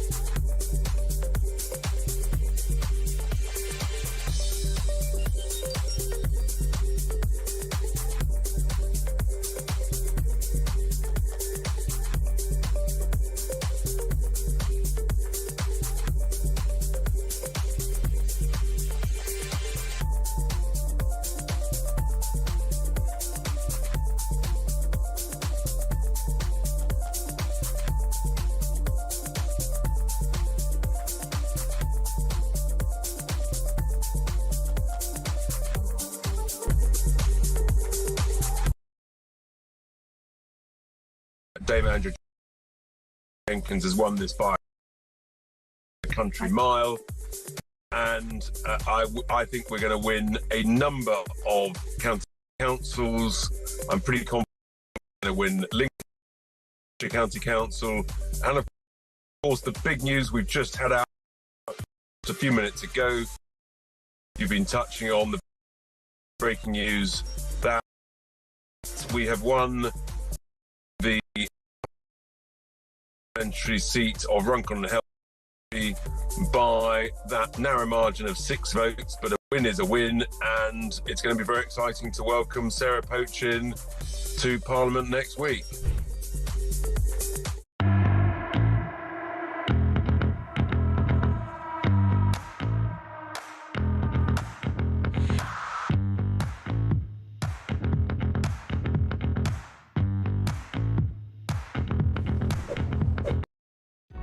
across the UK. On DAB+, on your smart speaker, on your smart TV, and on your side. This is Talk. Hello, welcome back. We were just putting in our breakfast orders then during the advert break. You'll be pleased to know. So when I come back after the next advert break and the one after that, if you see me sort of like picking bits out of my teeth or a bit of yolk not off my chin, you know what's been going on. All right, let's talk now. Actually, let's talk to Barry in Norwich, shall we? Who's been waiting patiently on the line to be patched through. Barry, how are you doing this morning? I'm good, thank you, Alex. How are you? Yeah. I'm just going to say that the day is a bit brighter now. Reform have absolutely crushed the main two parties, which is good. But I would just like to say about the Labour Party and the Conservative Party, because they're both the same. I am actually incandescent with anger. I got my wage slip in the last month, right, and I'm really, really, really debating why am I going to work? Yeah, because I probably worked about 2.5 days for the government, right, and then the rest for me. Yeah. It's absolute. And when you see these people coming across the channel on boats, getting free hotels, because where I live in Norwich, what they're doing now, they're now emptying the hotels, and Serco are now going around landlords and nicking all the private rental accommodation. Right. So someone said to me the other day, because I think this is absolutely appalling, there's one thing chucking a load of people in hotels, which is unsustainable. When you start saying, here's an actual house, what message are we sending when we don't even offer that to our own homeless and our own vulnerable people? And someone said to me the other day, well, you could actually sort of mastermind the entire supply chain and make a fortune off of this. So you could, first of all, be someone who enables people traffickers. You could have your contacts in the UK, so when you come over on the dinghy, you're there the other side to pick them up and get them into the black market and make your money from it. And we all know that a lot of these rando vape shops and barber shops and souvenir shops that are popping up all over the country, which clearly are not doing any sort of roaring trade, are probably fronts for criminal enterprises and especially people trafficking. So you can make money at that side. Then what you can do is, after you've laundered your money through your barber shop, you can then get into the private rental market and then make even more money from the taxpayer by housing these people. And then you can make even more money still when these people go and do jobs on the black market, in the hand car washes, or the selling drugs on the street corners, or whatever it may be. The whole supply chain could now be manipulated to make an absolute fortune. That's terrifying. I live in a council flat, right? Yeah. Next door to me is private. She's getting slung out, right? Because the landlord there is putting immigrants in on a 5-year term. He's got 5-year rent paid, 5-year repairs, and the one upstairs, he's getting thrown out, and the landlord's doing the same thing. So I'm now going to have. So they're being evicted. They're being told. They're being told that they're not renewing the lease. Yeah, right. And they can give them their notice, and they have to get out. And he's saying that he's been offered a 5-year term by the government, 5 years rent, 5 years council tax, 5 years repairs, 5 years everything. Do you know what I mean? Yeah, so it's money. Well, yes, money security, isn't it? And you know that we get the repairs and this and that. And if you needed to sort of get your place done up, you would probably, well, no, if you've got any sort of iota of morality, you wouldn't. But what happens to the people being thrown out? I mean, you can't just, if someone's a tenant, you can't just go like, I want to change my tenant, off you go. I thought that was made illegal now. Well, the tenancy is up. So tenancy's come to an end, and he's not being allowed, or they, or whatever, they're not being allowed to renew it.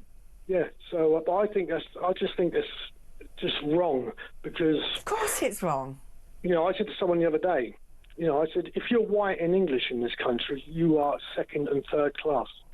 And it makes me really angry, because they'll all be at the VE Day on Monday, won't they? All the politicians, Starmer and all that, saying, hypocrites, right, because they fought for this country. Yeah. They didn't fight for this. They fought to defend its values, to defend its communities, to put this country first. I mean, this is what people forget, right? When all those, Sir Keir Starmer go in there, I mean, he should be banned from it. What people fought for in the First and the Second World War was the independence of the nation state. So a country can look after its people and uphold its values. It didn't want to become the German Empire. You know, what we fought for was Britain.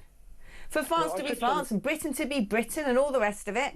And all these globalists who are selling us up the river at the idea of some sort of international socialist project should be ashamed presenting their faces at the cenotaph. Should be ashamed of themselves. I mean, what makes me angry, I said to someone the other day, they went, you're racist. I went, no, I'm not racist. I'm not racist. I said, I'm getting sick and tired of hearing everything's racist. I am concerned about my country and its borders. It's as simple as that. You're not you're not racist, Barry. You're far right. That's where we got to now. Yeah. You're far right. I was watching another TV programme last night, and Jeff Hume was on it, right? And he was saying that Reform are all far right.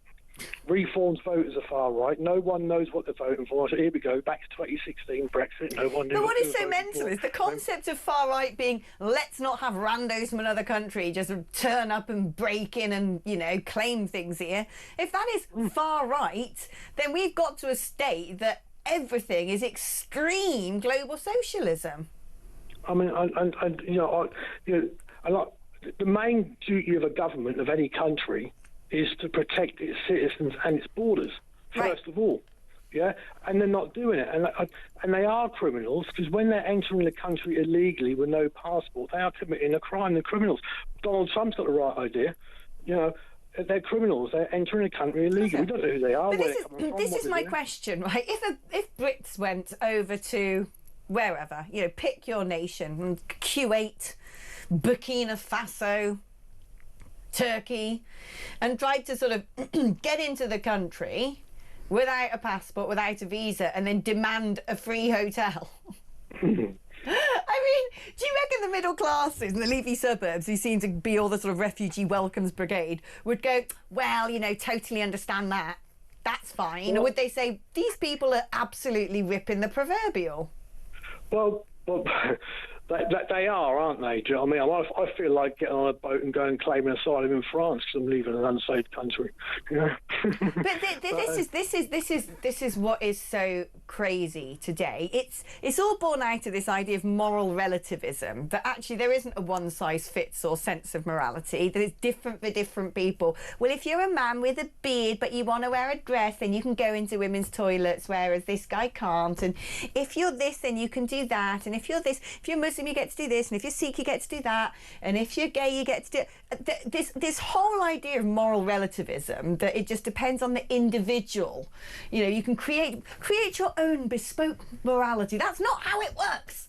That isn't morality. That's amorality. You know, I mean, this nation's tolerant, but I think generally now, whether you're far right, left right, upper right, whatever. Yeah, right. You're probably just right. People are generally angry now. Oh yeah. Around the country. Oh, they are generally angry. You know, I go to work in the mornings and I see people sleeping in the shop doorways. Some people who even fought for this country are sleeping in the shop doorways. And you know, and you think to yourself, you know, what is going on? And the quicker we get shot of this lot in government now, and that Conservative Party, and we get reforming, right, and someone says to me, well, Nigel Farage won't do anything about it. I said, well, what have the last two done about it? Give the guy a chance.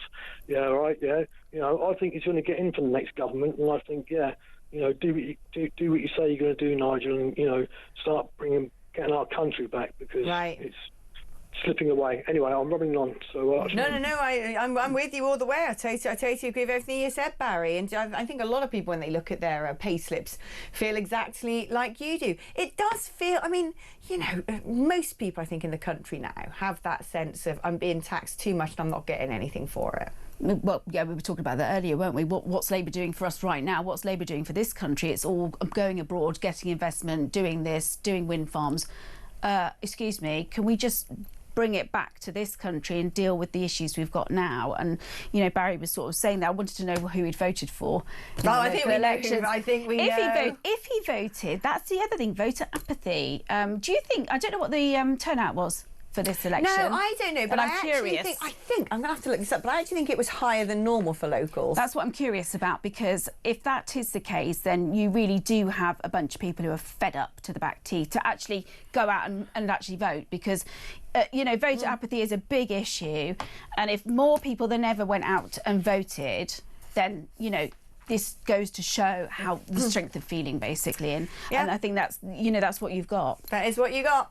Right, let's take a short break now. When I come back after the break, it's time for Transatlantic Talk. We're going to be finding all of the news from the other side of the pond. That's after this.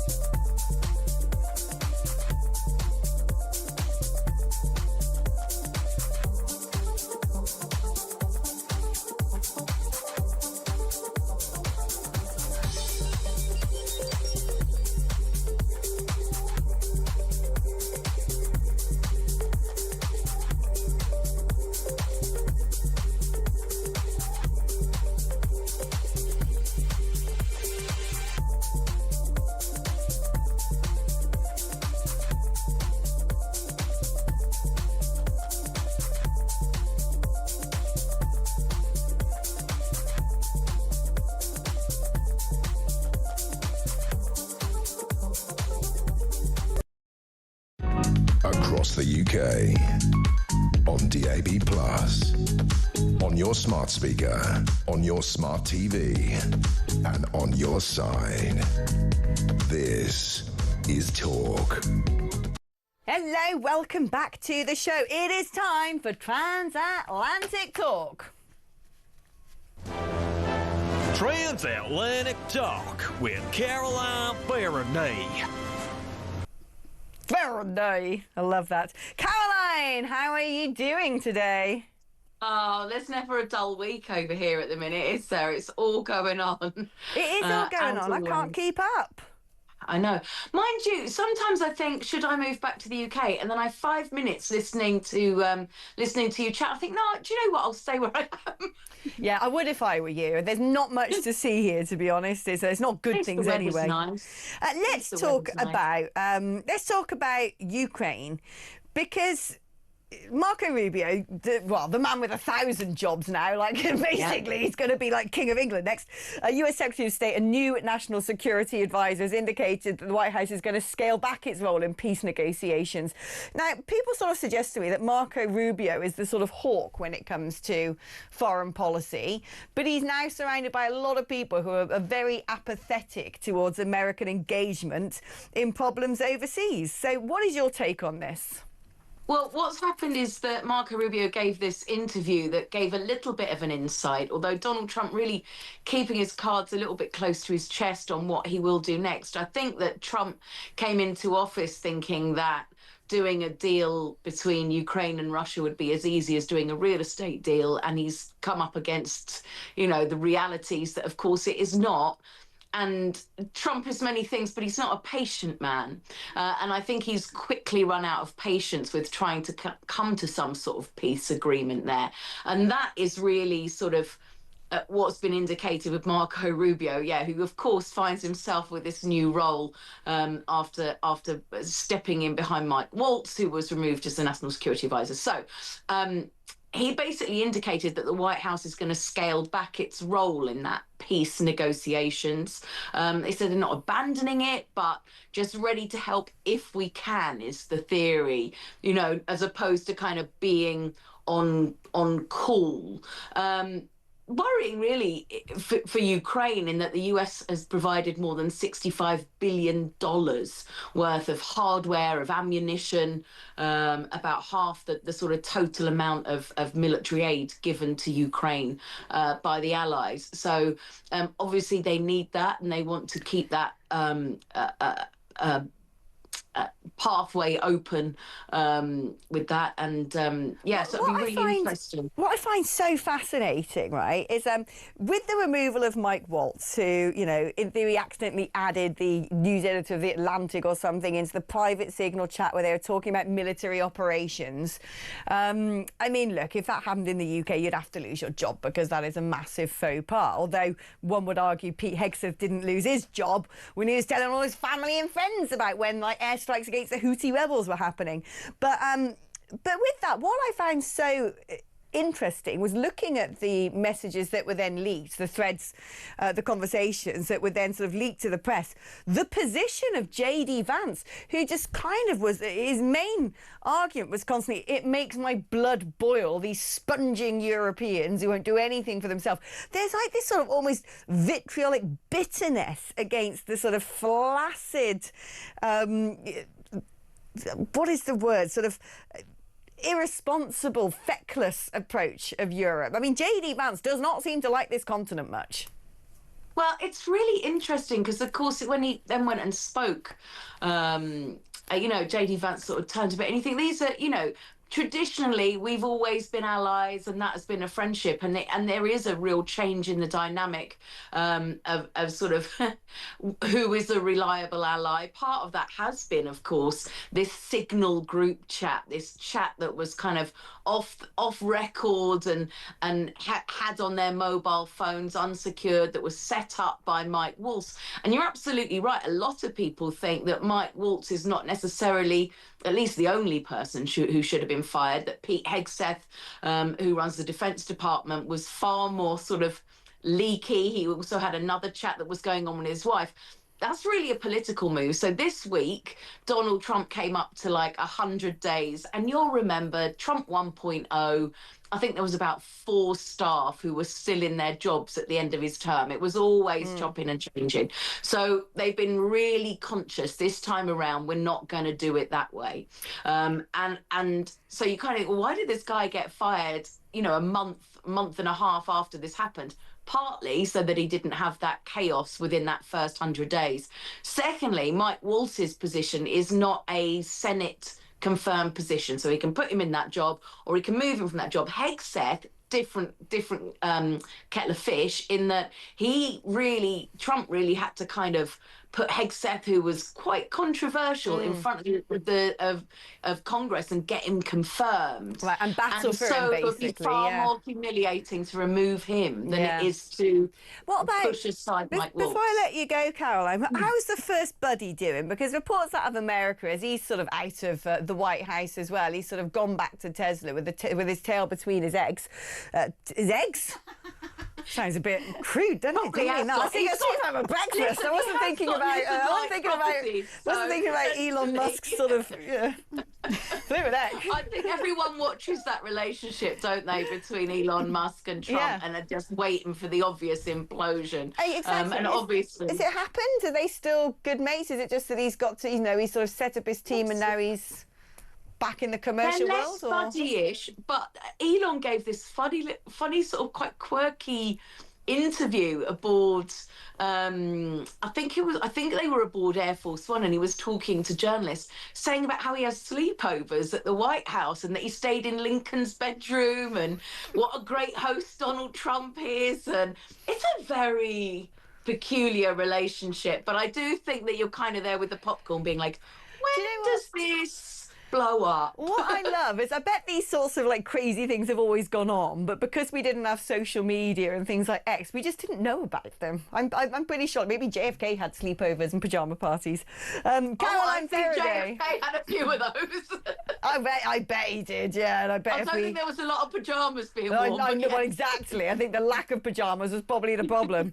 Caroline Faraday, thank you ever so much. What a great chit-chat that was. Now, listen, we're going to be taking a short break now, but when we come back, we're going to be discussing with Will Hobbs, talkSport's eminent reporter, all about what is going on in the world of sport this weekend. After this.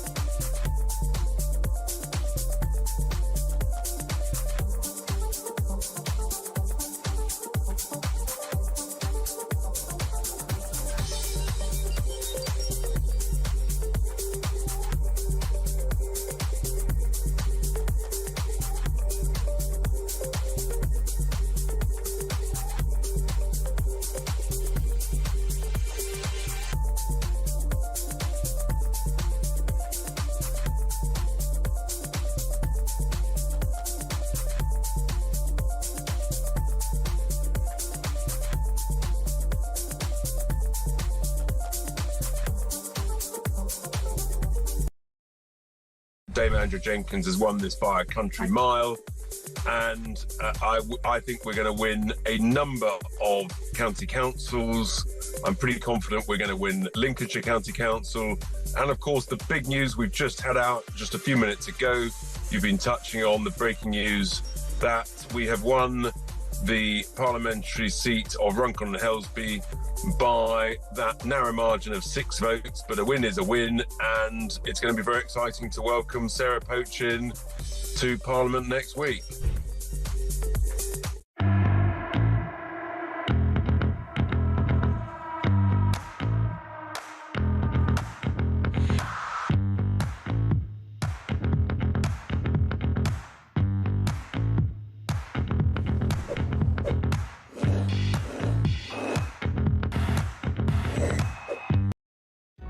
Across the UK, on DAB+, on your smart speaker, on your smart TV, and on your side.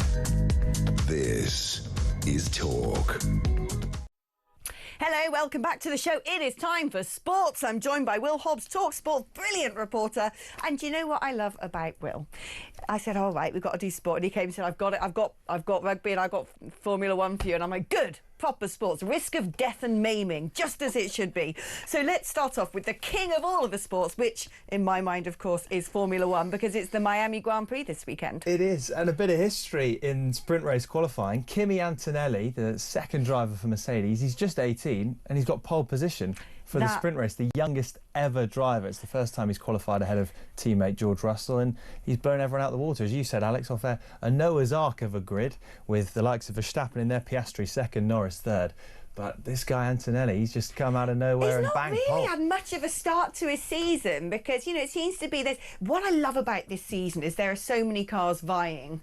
You know, it's not so much the Red Bull dominance anymore. Yes, Verstappen's always going to be there, the spectre of success hanging over the grid like a dark shadow. But you've got the two McLaren drivers. Occasionally Norris seems to be bottling it and able to stand the pressure, and Piastri really rising to the fore. Got the Ferraris, sort of in contention. Hamilton having a rough start to the season, I'd say. Of course, you've got the Red Bulls, Verstappen doing real. Well, he's just brilliant, isn't he?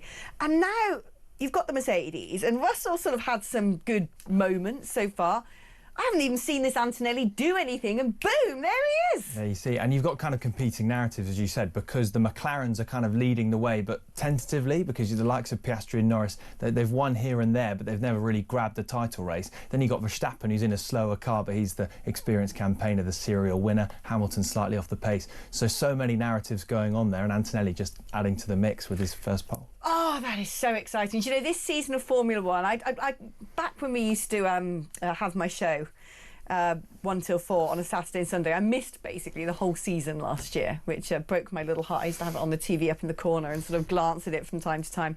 But now I'm sort of freed up to watch it again, and what a great season to watch. It is just, it's all happening. You're getting so much more on-track action as well. It is. It's box office. Shall we move on to the second greatest sport in the world? Let's do it. The egg carriers. The oval ball, indeed. It's a big game. So the British Irish Lions, it's Lions summer, Lions season every 4 years. The home nations combine to face the best of Down Under. They're going up against Australia. And today is kind of the squad's being announced next Thursday at the O2 Arena. TalkSport will be there live. It's always exciting. Everyone's picking their drafts. Everyone's picking their squads. Andy Farrell, the man with the say. But today's kind of the judgment day in terms of it's the last audition, because it's the Champions Cup, the European Cup semi-finals. And the big clash today is Leinster, the Giants of Ireland, the Galacticos, who have an unlimited budget. They're basically Ireland with a couple of New Zealanders and thrown in there for good measure. And then Northampton Saints, the English champions, taking them on. So you've got some really good matchups. At fly half, you've got England fly half Finn Smith against Sam Prendergast. Experts thinking only one of them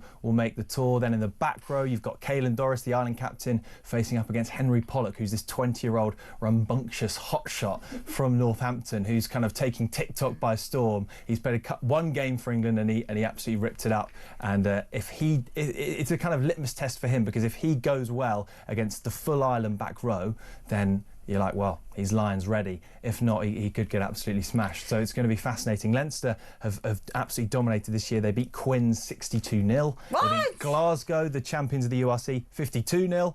And so most people backing Leinster in this one, but Northampton Saints pushed them really close. They only lost 2017 last year. So if Northampton could put it together, we could have a real contest. If not, Leinster could run away with it. I wonder how many Welsh players will be called up to the British and Irish Lions, because let's be fair, they've not really had much of a good run, have they? Absolutely, record losses, really appalling. But I think they'll get a couple, Alex. There won't be token picks. He'll pick the best players. But Jack Morgan, the Wales captain, he managed to make more metres, more tackles, and just he sort of topped all the charts in the Six Nations despite them losing. So they lost every game, they got dominated, and he still stood tall. So Jack Morgan, the Wales number 7, he'll be on the tour. They might get a scrum half in there as well, but it will be record low representation for Wales. And is Itoje going to be the captain? I think so. I think he will. Caelan Doris is playing today. He's the other big contender, the Ireland captain. The thing is, Andy Farrell is obviously, he was Ireland coach. So he has worked with Doris in that capacity, but he was also Saracens coach and England coach. So he's worked with Itoje.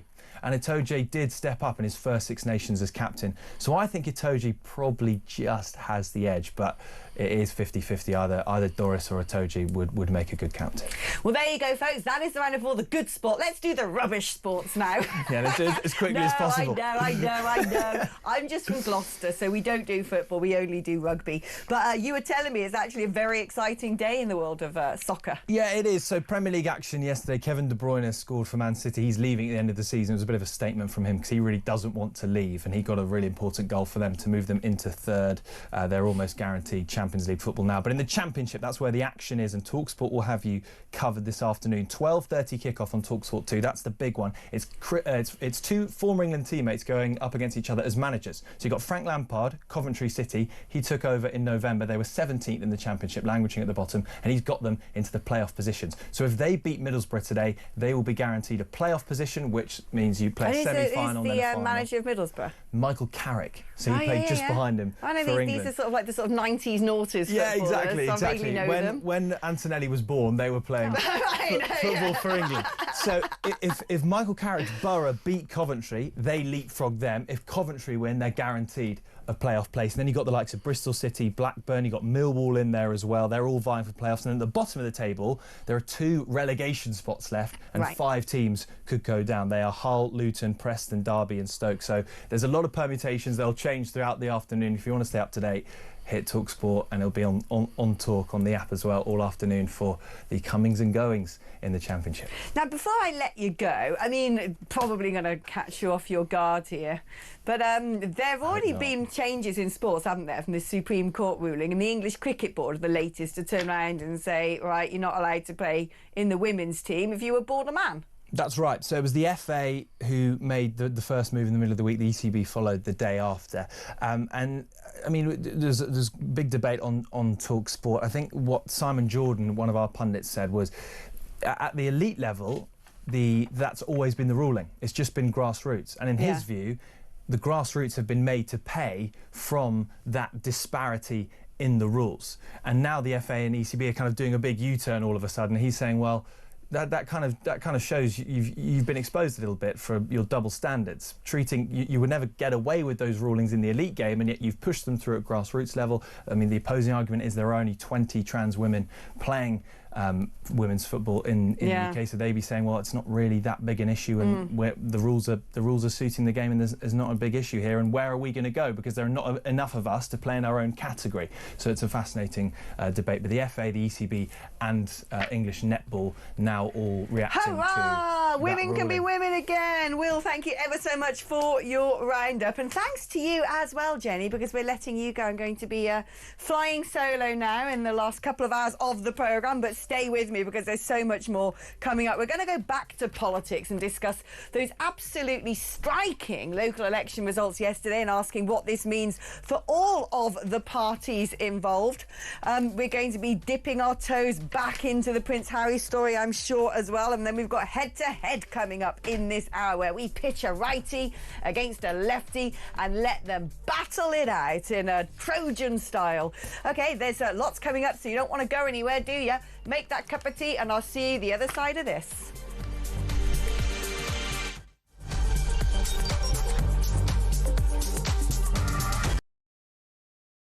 How much, ladies and gentlemen, are fish and chips where you come from? We'll go to Jason in Crewe. Jason from Crewe, fish, chips and peas, £7.50. It's the best chippy in England. Janice in Leeds, go. Regarding fish and chips in Leeds, it's between £9.50 and £12.75. Whitby, how much is fish and chips? 3 of us, fish, chips, peas, I think one of us curry sauce, 3 cans of pop, just short of 70 quid. £70? That's 23 quid a head, man. Even my maths does that. Very quickly, a voice note. Campbell in Scotland, go. Up here in Banff in the northeast of Scotland, we can get a fillet and a half of haddock with a regular chips for £8 and 10 pence, and it's by far and away one of the best chippies I've ever had. Kenneth in Surrey, fish and chips, go. Fish and chips in Ascot, about half a mile from where you used to live, will cost you £12 and 60 pence. Great show. Keep up the good work. That's why I moved, because you were living there. When was the last time you had fish and chips? Couple of weeks ago. How much? Where'd you get it from? I think it was about 40 quid. It was in the Ivy. Honestly, you really are. For any of you who think he's a man of the people, I nearly said you're a...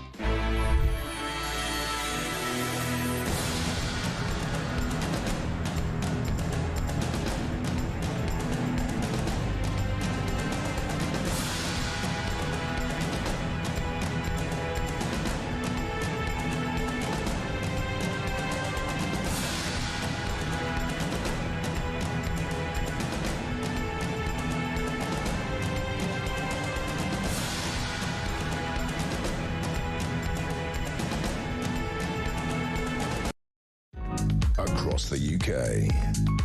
On DAB+, on your smart speaker, on your smart TV, and on your side. This is Talk.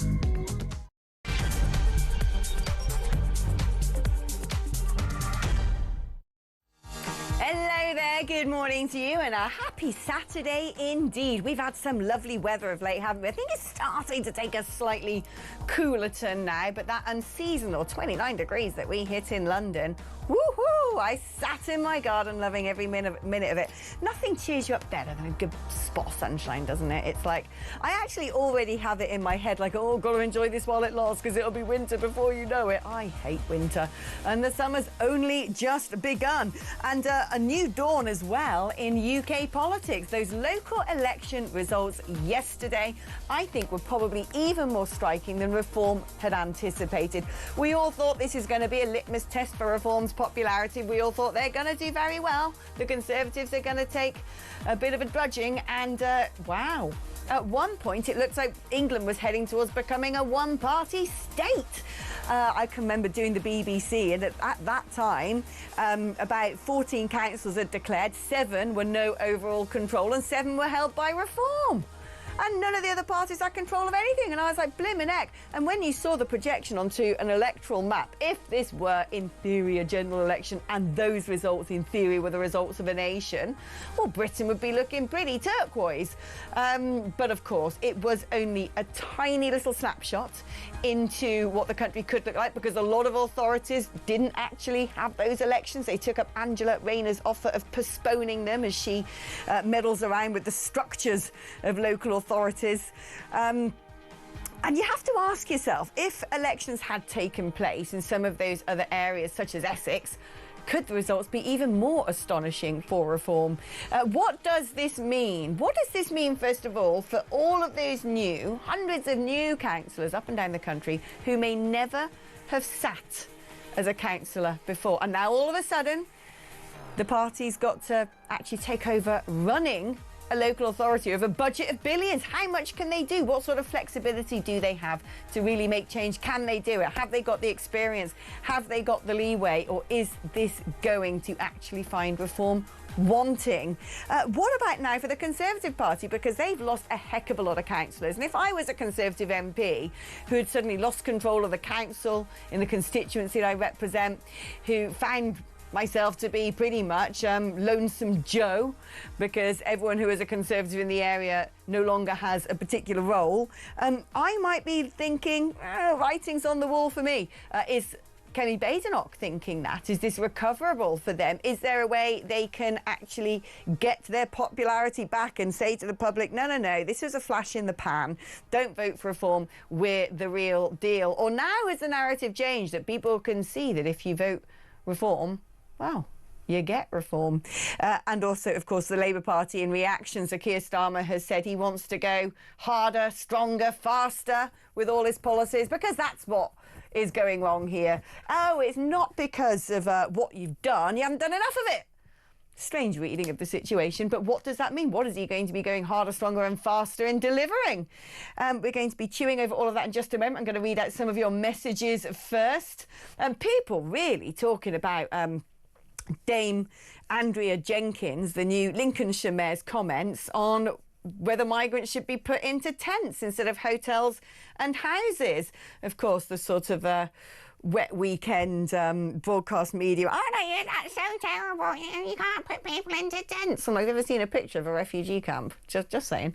But you, the audience, are saying, hi, Alex, tents. Why not? They've been living in tents in France. Great to see you, Alex. No hotels, no tents. Send them back. No nonsense. No, tents are not the answer. Turn the boats around, says Ian in the City of Culture. Bradford, right? Is that right? Is that still the City of Culture? Tim in Southwark. If Starmer quits, can we have Ali G as PM? At least he had respect and kept it real. Well, you know, maybe. Mick from Leicester says, Alex, immigrants are not a difficult problem. Stop all the benefits. Create an armed camp for ones that are currently in hotels. Give them a tent. Only give foreign aid to countries that agree to take their people back so we can mass deport immigrants and foreign prisoners. Leave the ECHR. Get rid of the Human Rights Act. Fix Article 8 and make the Navy and Border Force actually turn any boats around while they're in French waters. but we don't have politicians with the cojones to do it. I like you say it's not a difficult problem, and then you give a shopping list of 1,000 things that would have to pass through Parliament, not be challenged in the courts, not be challenged by the ECHR, not be challenged by all of the sort of activist groups, not be blocked by the civil service themselves. But other than that, yeah, very doable. Alex, time for a giggle. Prince Harry could hire the A-team. What, to take him around London? I mean, I don't really understand what the kerfuffle's about. If you're inside a vehicle that is protected, an armoured vehicle, then you're fine there, and then you get out with a security guard, and what's he planning on doing? Like, go for a sort of stroll around central London, go around Mayfair with his Rolex, going, woohoo, look at... I mean, you know, I don't get it. The reason King Charles won't speak to Harry is because every word that he says will then be repeated. This is the thing, right? Prince Harry going, I really want a good relationship. I want reconciliation with my family. And I'm like, well, perhaps don't sit down and do a BBC interview where you start blurting out you don't know how long your dad's got left to live and he ain't speaking to you. And it's his willful lack of getting involved and giving him armed guards that's wrecking the family. I mean, just stop it, Harry. Stop it. And good morning, Alex, says, I think, Graham. Great show. Starmer and his wooden tops will not stop illegal migration. He is buying votes because he'll house them in the new houses being built and stuff the British. Lots of people talking about how much they enjoyed mine and Jenny's chat about what makes a great meal. Animal fat, skin. I forgot to mention my other favourite part of being a carnivore, which is bones. Got to keep them bones, boil them up for the broth. I'll tell you what, that is the stuff of gods. OK, right, let's get into elections, because Alan Tolhurst, who's the chief reporter for Politics Home, is probably sitting there on the line thinking, what is this mad woman whittering on about? Good morning to you, Alan. Good morning. I'm happy to listen to you talk about making stocks. That seems like a very good use of our time on Saturday morning. You look like a man who probably enjoys a bone broth with that beard of yours. Yeah, I do. Yeah, a good bit of bone marrow. It's a good way to start the day. Yeah, certainly. You're not cutting the fat off your bacon, are you? You're in all in like I am. Good man. Yeah, absolutely. Right, let's talk about the local elections then. I mean, I think, honestly, when I did the tour of the studios yesterday, you know, going out to bat for reform, the token sort of far-right guests that they had on the panels, I thought everyone didn't quite see how massive this result was. It's like, oh, look, reform's done well. What does this mean for Labour? What does this mean for the Tories? And I'm like, change the record. I don't think they've got a say anymore. It looks like reform's going to just take over the whole of England, judging by these astonishing results. Yeah, I mean, going beyond kind of even kind of the highest expectations and the way that the Tories performed was as low as the kind of lowest kind of expectation management they were doing. I think you're right. I mean, I think two reasons why I think dialing back some of that kind of enthusiasm is that these are local elections. We're a long way away from a general election, and they also were elections in a particular kind of snapshot of mainly kind of shire councils. It was only 16 local authorities that were up for grabs, 1,600 councillors, which sounds like a lot, but it's a small proportion of the numbers they are. And the particular areas they were, certainly for Labour, you know, they weren't really part of this kind of fight, because these were not seats that they were defending. These are not the areas like the major cities and urban sprawls where they actually do pretty well. So I think next year at the local elections cover a different set of circumstances. They cover the London Assembly, they cover Scotland and Wales, their devolved legislation. I think if we see similar kind of results for reform then I think that kind of earthquake that we were discussing, I think really will be felt by the other parties. Do you think if some of the other local authorities that had opted out of the democratic process, I still find that absolutely disgusting, do you know? Like, people go, well, you know, what is the point in having elections if we're going to be restructured in 1 year or 2 years? I'm like, because they're elections. You can't just decide to stay in your job when your time is up. Elections are elections. They should never be cancelled for whatever reason. But anyway, I wonder if some of the authorities that didn't go up for election, if they had done, if these results would be even more strident. Because if we chucked in some more of the Red Wall and a bit of Essex, places where we'd expect reform to do really well, I mean, if reform are doing well in places like Hertfordshire, Lord knows when you actually throw in those very Brexity parts of the country. Yeah, completely. I think Essex is one of the big ones. That's obviously where Reform has a couple of MPs. So I think, yeah, would have likely done very well there. And these results could have been, this kind of turquoise map would have been even more brightly coloured in, I think. So yeah, it was obviously an impressive night. And I think there's no more kind of striking, visualisation of how things went. That Friday night, Keir Starmer and Kemi Badenoch spent their evenings penning op-eds for national newspapers, apologising for how badly things were done, while Nigel Farage was letting off fireworks at a party down in Kent. That kind of shows the different kind of moods. I think the Lib Dems quietly have had a very good night as well, but that's not really kind of where the story is. The story is Reform, and I think when you look at the places that they won, not just in somewhere like Lincolnshire, Andrea Jenkins winning, that's obviously a very kind of very Eurosceptic area, a place where Richard Tice is the MP, there is Reform strong there, but winning in Runcorn and Helsby, that by-election there, which was obviously a big kind of Labour stronghold, it was like that's their 49th safest seat, winning there even by kind of a whisker, that kind of shows that Reform is able to not just take votes away from the Conservatives, but is able to take votes away from Labour as well, and is really kind of upending the electoral map. So I think, it's a pretty extraordinary night. I don't think we've quite digested, what this means for the future of British politics. Are we going to be in this kind of five-party kind of fractured politics, or are kind of Reform going to take over and be that big party on the right? And we'll still have two-party politics. It'll just be Labour and Reform rather than Labour and the Conservatives. Yeah, I mean, it's a really dramatic turn up for the books, and like you said, we didn't really get to see how Labour fares, and I'm pretty sure that Reform will be taking a lot of votes away from Labour, especially in the Red Wall. And you're right, next year we actually have the plebiscite in Wales. I think will be the really fascinating one to watch there, because I honestly think, and I want to get your view on this, so I'm a little nerd, a little would-be psophologist who studies election results. I go onto electoral calculus and look at slice and dice the vote and the demographics. I always have done, because I used to work in politics, and I've known for a long time. I've known from the UKIP days, I've known through the Brexit referendum, I've known when the Brexit Party were looking at seats and where the strongest seats would be. I've known that Wales, especially around the South Wales valleys and Newport, is very, very Brexity, very, very potentially reformy, to a level, and this is what I want your views on, because I don't think that, the Labour Party are particularly popular in Wales anymore at all. I think people are fed up with Wales having been a one-party state ever since the Senedd was created. And I wonder if next year we could actually see a Reform First Minister. If you're a betting man, would you go down the bookies and put odds on that?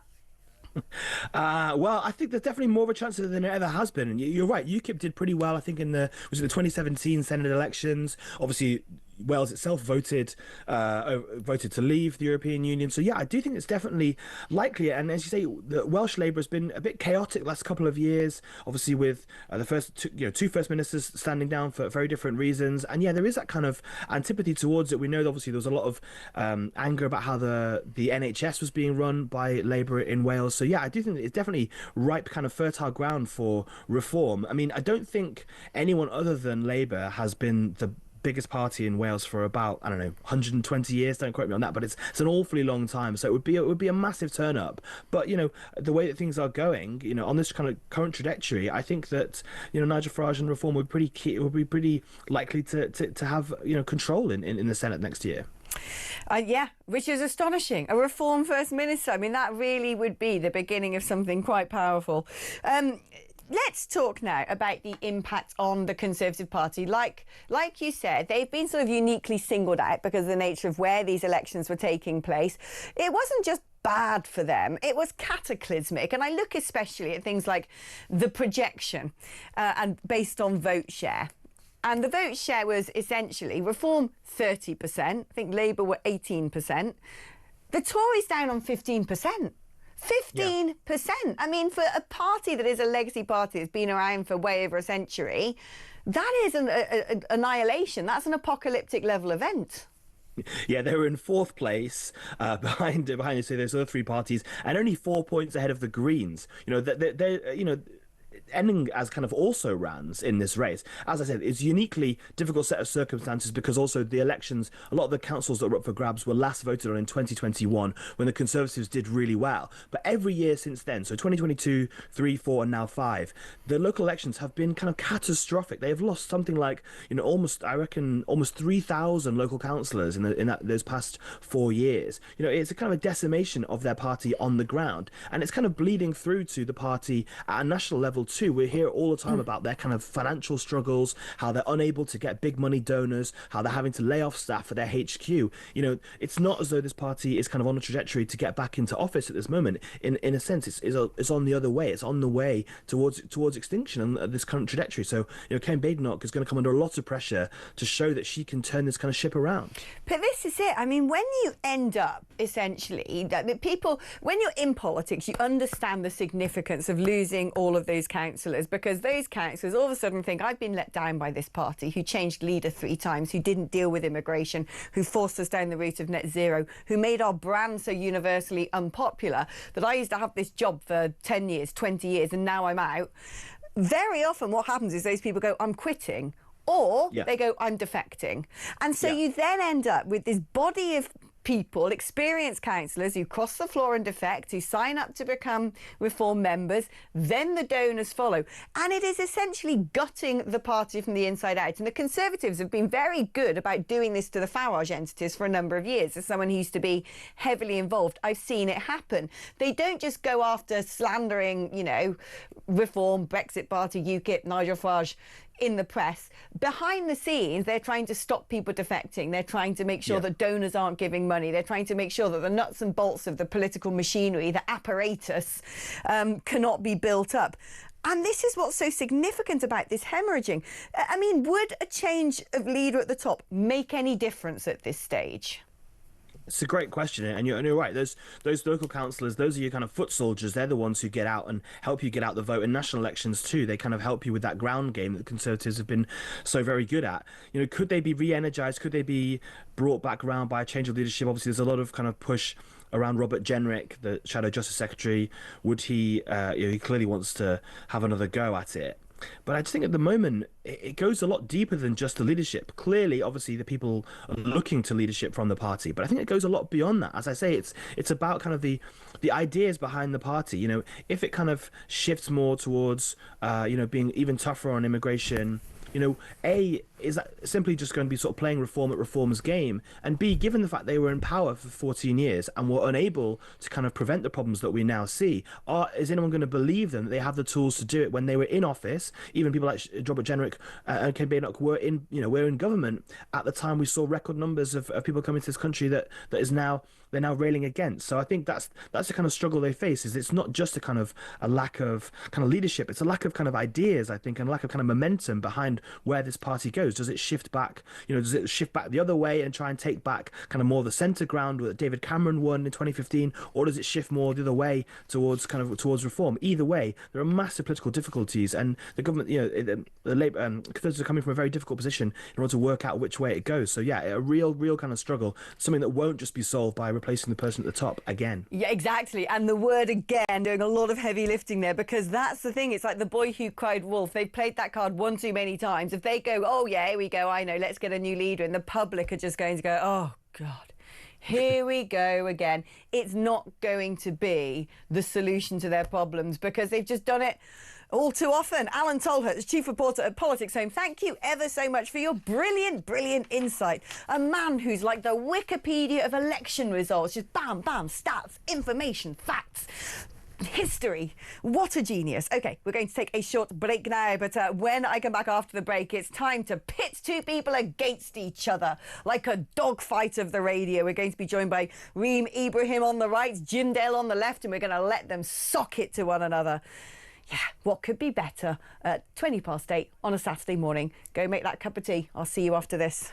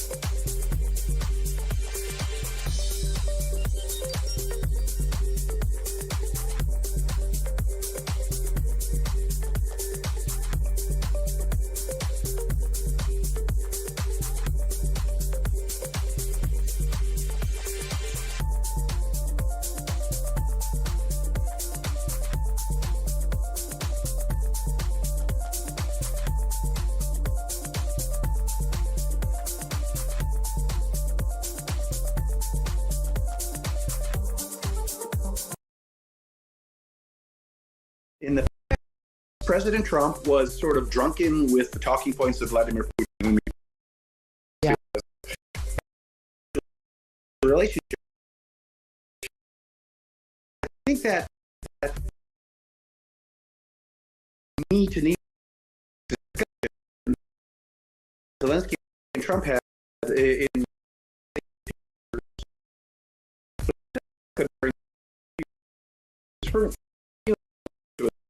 an astounding picture. I had a big impact on him, and I think President Zelensky and Zelensky at his word, and everybody. Zelensky's speaking the truth. He's not a dictator. Be a Nazi. So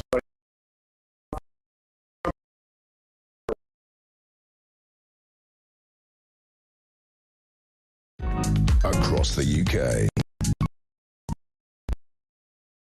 AB Plus on your smart. Hello, welcome back to the show. I'm going to show you something, right? Look what's just arrived. I've got like 4 pieces of black pudding, 3 pieces of bacon, a giant sausage, a fried egg, and yeah, as Jim Dale's just said from the other side of the studio, a heart attack probably as well. But there you go. Breakfast has been served, ladies and gentlemen, although it will go cold because I can only eat during ad breaks, which isn't very easy. Let's speak to Daniel, who is in Epsom, who's been waiting patiently on the line because you want to talk about Andrea Jenkins. Good morning, Daniel. Yeah, morning. How are you? I'm blimmin' well. What about you? Yeah, I'm great, thanks. I just want to say that Andrea Jenkins came out and sort of said that she thinks that the so-called asylum seekers should be housed in tents, and the whole of the kind of mainstream media were kind of up in arms and, oh my God, what did she just say? And I think out there, the majority of Britons just kind of agree with her, and we kind of think, and we're sort of sat there thinking, well, we don't want them here in the first place. One of the big reasons that the Conservative Party lost, apart from the fact that they weren't conservative and half of them were centrist and socialist, was the fact that they didn't listen or act on what the public were telling them. And it's now going to bring down the Labour Party. So she comes out with something which is basically representative of how the majority of Britons think and feel, and the mainstream media are, pulling up their petticoats. But that's because, yesterday when I went to ITV, I sat in the studios for ITV, and the presenters, the producers, all the other guests in the green room were just like, oh, isn't it so bad? Oh, I hate to see Nigel Farage so happy. And I was the one sort of token Farageist in there. And I thought to myself, looking outside at the rest of the country, I'm not the odd one out here. And it was amazing to see how disengaged our broadcasters, minus, of course, Talk Towers, seem to be from where the general public are at on so many issues. Daniel, thank you ever so much. Let's remind ourselves, before we let Reem and Jim go at each other's throats on this topic, let's remind ourselves of that Sky News interview with Andrea Jenkins yesterday. I spoke to the Tory candidate. He left when you said migrants should be that's good enough for France. Good enough for them too.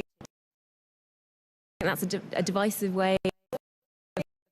It's always what happens, isn't it? I thought, here we go, they're going to play a bit of a sot, as we call it in the industry, which gives me an opportunity to shove some black pudding in my face because I've got time. Did I have time to chew? No, because something's chewed up the tape. But anyway, we know that what she said in that clip, and the Sky News report said, you said that migrants should be put in tents. Isn't that terrible? I'm paraphrasing here. That's surely why the other candidates walked off the stage. What a wicked thing to think.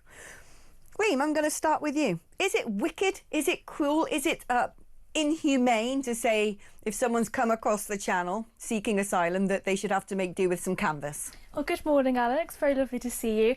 And look, I mean, if it's good enough for homeless people in the UK, then surely it's good enough for people that come here illegally. Fundamentally, I think it's immoral and inhumane to make British taxpayers foot the bill for millions of people across the country that are coming in here illegally. I think that's the fundamental point. When there are so many people that are crossing the channel, entering this country illegally, they are effectively criminals, and until they have their asylum seeker applications approved, they have come here illegally. And I think it's immoral to basically force taxpayers across the country that work incredibly hard for their money to foot the bill for them to stay in 4-star hotels. So no, I don't think it's immoral at all. I think that we can have better conversations about what kind of situation is actually suitable. We wouldn't be having these conversations if those people were actually being processed and therefore when they are not having their applications approved, actually just deported. But in the short term, I don't see why it isn't a good solution. Jim, they have to live in tents in Calais, which technically is very few miles away from Dover. On a good day, you can see it.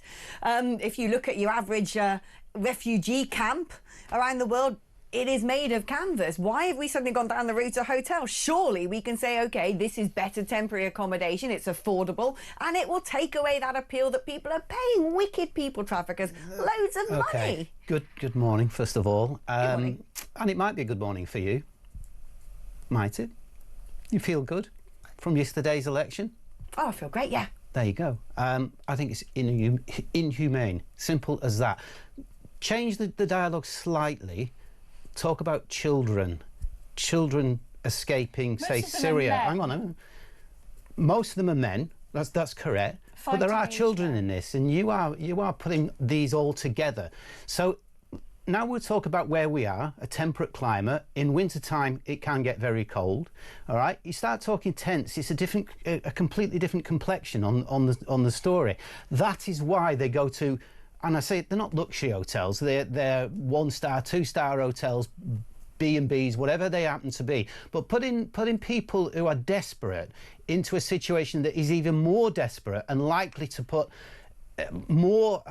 more of them into potential hospital if they go ill, for example, sleeping in tents. You ever slept in a tent in winter time, for example? It's not exactly easy, is it? I probably wouldn't say. I would probably say any children should not be put into this kind of temporary accommodation that is awful like that. The problem is a lot of them just then will separate claim the kids from the parents. Yes, but the fundamental point is we seem to be saying that a lot of those people that claim that they're children. I mean, we know this is the case.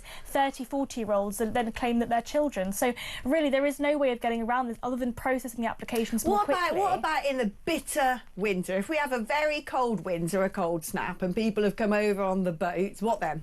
Tent still? Well, the fundamental point here is we've got to make sure that it's not attractive. Making sure that they're in 2-star, 3-star, 4-star hotels is attracting people. We're basically creating a magnet for these illegal migrants to come here into this country. So was that a yes? Still stick them in tents in the middle of a cold spell? The point it's just inhumane. Where are you coming from? How far have we gone down the drain as a population that for the most part care?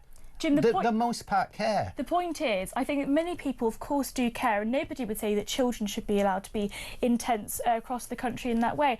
But fundamentally, we have allowed millions of people to come into this country illegally. Many of them, some of them, a proportion of them, on small boats. It's not millions illegally, not millions on small boats. Millions have come here illegally, and fundamentally, you've got to have a conversation about why they are coming here. When you are giving them taxpayer-funded hotels, when you are giving them huge amounts of money, and again, it's not huge amounts of money they're actually getting, but it's huge amounts of money that taxpayers are spending. I don't think that is right. Now, we can have a conversation about what kind of accommodation is suitable, but this is all for the short term. We need their applications to be processed more swiftly. Which is happening, as you know. So that we can set, not necessarily as quickly as it should be. I mean, when the applications are being processed more quickly, what we're finding is a lot of people are being given the right to remain. Yes, they're not being deported. And why are they giving them the right to remain? Because they've got a right to remain. That's the whole point about it. So that's the whole point about, and that's every country. Every country's got that. If you're gay and your country outlaws homosexuality, should you be allowed to come and live in Britain, even if that accounts for 3/4 of nations on the planet? Well, I don't make these decisions. The law makes the decisions, and that's how it stands. So we leave the courts to make those decisions. The processes are there. The due processes are there. What we're talking about here is is the humanity side of things in terms of where they should be. And whilst 5-star hotels are not on the agenda, this has all been exaggerated. It's not 4 or 5 stars. It's 1, 2 stars. It's bed and breakfast.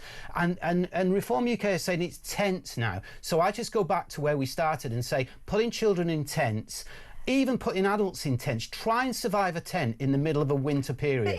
So here's the problem, though, potentially, which is they don't seem to have hotels in France. They do have to live in makeshift camps, so that's why they're attracted to coming to Britain, because it's going to be a better quality of life. And in being attracted to Britain, they're risking their lives in the Channel, and they're lining the pockets of some of the most inhumane, horrific criminal cartels that you can even imagine. People who deal in trafficking women to be sex slaves and organ harvesting. So if the pull factor's still there, it is enabling such evil to take place. That's why the focus should be on those types of people, those criminals that are out there that are facilitating this. And those are the people that are desperate. But we're giving them the trap. incentive. Fundamentally, I think you're right about these particular people that are absolutely desperate. However, if you are fleeing war, you would not leave France and risk your life in that way. A lot of the people that do cross the Channel are economic migrants. We've seen the videos of it. I've seen those videos of young men that are literally throwing their documents into the Channel, laughing about it, making a TikTok and saying, "Well done, I've finally reached Dover." I mean, fundamentally, we have allowed so many people to be incentivised to come to this country. Now, I think it's great that people want to come to Britain. I think it's wonderful that this country is so great that so many people are willing to risk their lives to actually come here. But we have to ensure that those that come here illegally are not allowed to remain. And Alex, you mentioned this earlier. The fact of the matter is, even when those applications are being processed, there are so many ways in which people are allowed to appeal. We saw the story that Robert Jenrick announced, in which somebody said that their son liked chicken nuggets and so they were allowed to remain. I mean, really, this is a joke of our immigration system. Let's just think about this for a second. Most of the migrants that come out of potentially the Middle East or North Africa, for whatever reason, don't end up here. They end up in Europe, particularly Germany, who takes far, far, far more people, immigrants, than we do, and they have their own processes, but you're not etc. Look, I'm half Moroccan, half Egyptian. I'm from North Africa. No Moroccan or Egyptian should be claiming asylum in Europe. There is no war going on. There is nothing that means that they are risking their lives. I would say in the Sudan, for example, there's a lack of water for one, and if you've got no water to drink, you know, you've got your family there. Then okay, what are we going to do? We can have a conversation about international aid. No, we should be putting more money in their direction so that they can look after themselves in their own countries. That's the whole point. That's why we have foreign aid. Wouldn't the better argument be that we should be giving financial support to the neighbouring countries that can provide a safe space, and that would actually stop the trafficking routes? Well, that's almost like saying it's your problem, not our problem. Why is it our problem? Because it's a shared problem. It's a difficulty in the United States. The there people are so are many moving. problems in this country. People can't afford housing. Don't isolate this country as if we are the... Why should taxpayers in this country foot the bill for problems across the world? Because the same taxpayers in other countries do it exactly the same. It's a shared problem. The problem has to be overcome our taxpayer money that is being sent abroad. The problem has to be overcome in the countries where they come from. That's what foreign aid is all about. You restrict that. Well, a lot of foreign aid is actually being spent on really, really awful stuff. I mean, British taxpayers funded an all-female Chinese opera in Shanghai. It was interesting, the Institute of Economic Affairs, where I work, published a report looking at where foreign aid is being spent, and a lot of it is being spent in places that are wealthier than some areas of the UK.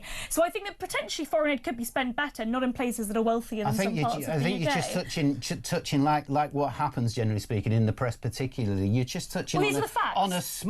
You're touching on the smallest spectrum rather than the largest spectrum, which is, for example, say in Africa, North Africa, wherever it happens to be, putting water plants so people can have clean water. That's what it's for. That type of thing. Education. Fine, but would you agree that some of that foreign aid is also being wasted? I'm sure there's an element of foreign aid that is wasted, and that needs to be looked at, but the vast majority is not. And if we were better at that, not just us but the world, then there would be less migrants, because they would be looked after in their own places and be able to stand up for themselves. I don't want to be lining the pockets of dictators across Africa. We're going to go to an advert break now. Someone who has lived and worked in Africa a lot, I just think it'd be much easier if we just had proper trade with them. That would help their economies immensely. Right, we're going to take a short break. break now, and if things weren't hot enough, we're going to try and get them even hotter by turning this debate into an all-out shouting match about net zero. That's coming up after this.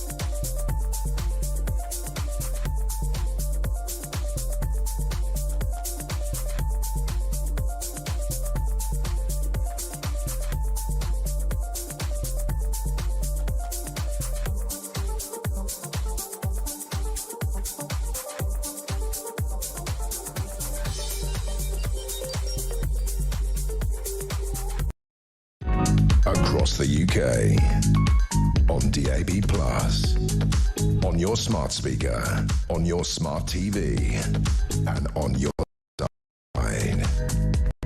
This. All right, well, before the break, we were talking about whether it would be inhumane to put migrants into tents, particularly in the bitterly cold winter. So let's throw this one to you, Jim. Was it inhumane to cut the winter fuel allowance? That's a good question. Obviously, Labour inherited a very difficult money bag, as in there was none left, and in which case steps had to be taken. I'm not sure this was the right step. I would say not. But my mother lost her winter fuel allowance. She still survives. She's still okay. You know, a lot of this is down to what you do in your own home, how to keep warm, etc. And I guess it's one of those, you know, you're never going to win. If you keep it, you don't win because you lose the money. For older people, you know, we've got the highest energy bills in the world, and if you're sitting there, especially when older people might live in an older cottage with a meter, you are thinking, if I put that central heating on, I'm going to run out of power. I can't afford to do this. And so should Mrs. Miggins be sitting there with chattering teeth in the middle of? I think you will find that most people that are in the poverty side of that thing get looked after, and they don't lose their winter allowance. That's absolutely the case. It's more towards people who've got a little bit of money or a lot of money in many pensioners' cases, to be honest with you. Have a look at the younger generation. They're far poorer. I mean, that's it. That's than the older generation. Yeah, I was about to say, I actually don't disagree with Jim here. I think that the winter You're supposed to. I know, I'm sorry. But I think that the winter fuel payments, like the majority of it, did go to wealthier pensioners, and pensioners are, 25% of pensioners are millionaires. Yeah. So I think that we have to have a conversation about where our taxpayer money is being spent. What I don't like, however, is that the announcement happened so quickly, basically right before winter, and it meant that so many of those pensioners that are below the threshold that were eligible for pension credit weren't aware of that fact. They weren't given that information quickly enough, and it meant that many of them weren't, they did struggle through winter. I've got to say, I think there was a lot of media sort of mishaps, like people saying that all these pensioners are going to freeze to death in winter. And nobody it didn't happen. Now, Jim, you're saying that, they have no choice. They've got to make hard decisions. There's not enough money in the pot. Well, if there's not enough money in the pot to look after our own, is it right that the government are spending a heck of a lot on net zero? Apparently, Ed Zero, as I like to call him, and Angela Rayner are joining forces to save net zero. They want to make sure those heat pumps are in new houses. It's going to cost an arm and a leg, isn't it? And all the while, America's not playing ball anymore. China's not playing ball. It's not going to make a difference to the climate. Trump's not playing ball, but most of the other states are playing ball. They're doing the right thing in terms of renewables, etc. So is China. They're well ahead in terms of the solar side of things. Look, let's start. Let's start at the very beginning. What's the reason for net zero? It's to reduce CO2 emissions and other emissions that are basically keeping us in a greenhouse. Now, we've just gone through a day or so ago where May the 1st temperatures hit another record. Day after day after day, week after week, year after year, these records are falling. Now, they're not falling and made up. They're falling because we've still got the greenhouse effect. And scientists follow the science. Follow the science is exactly what reform do not do. What if this? Oh, that's unfair to attack reform as a party when they're saying those particular things. I just think it's unfair to say that effectively that they are.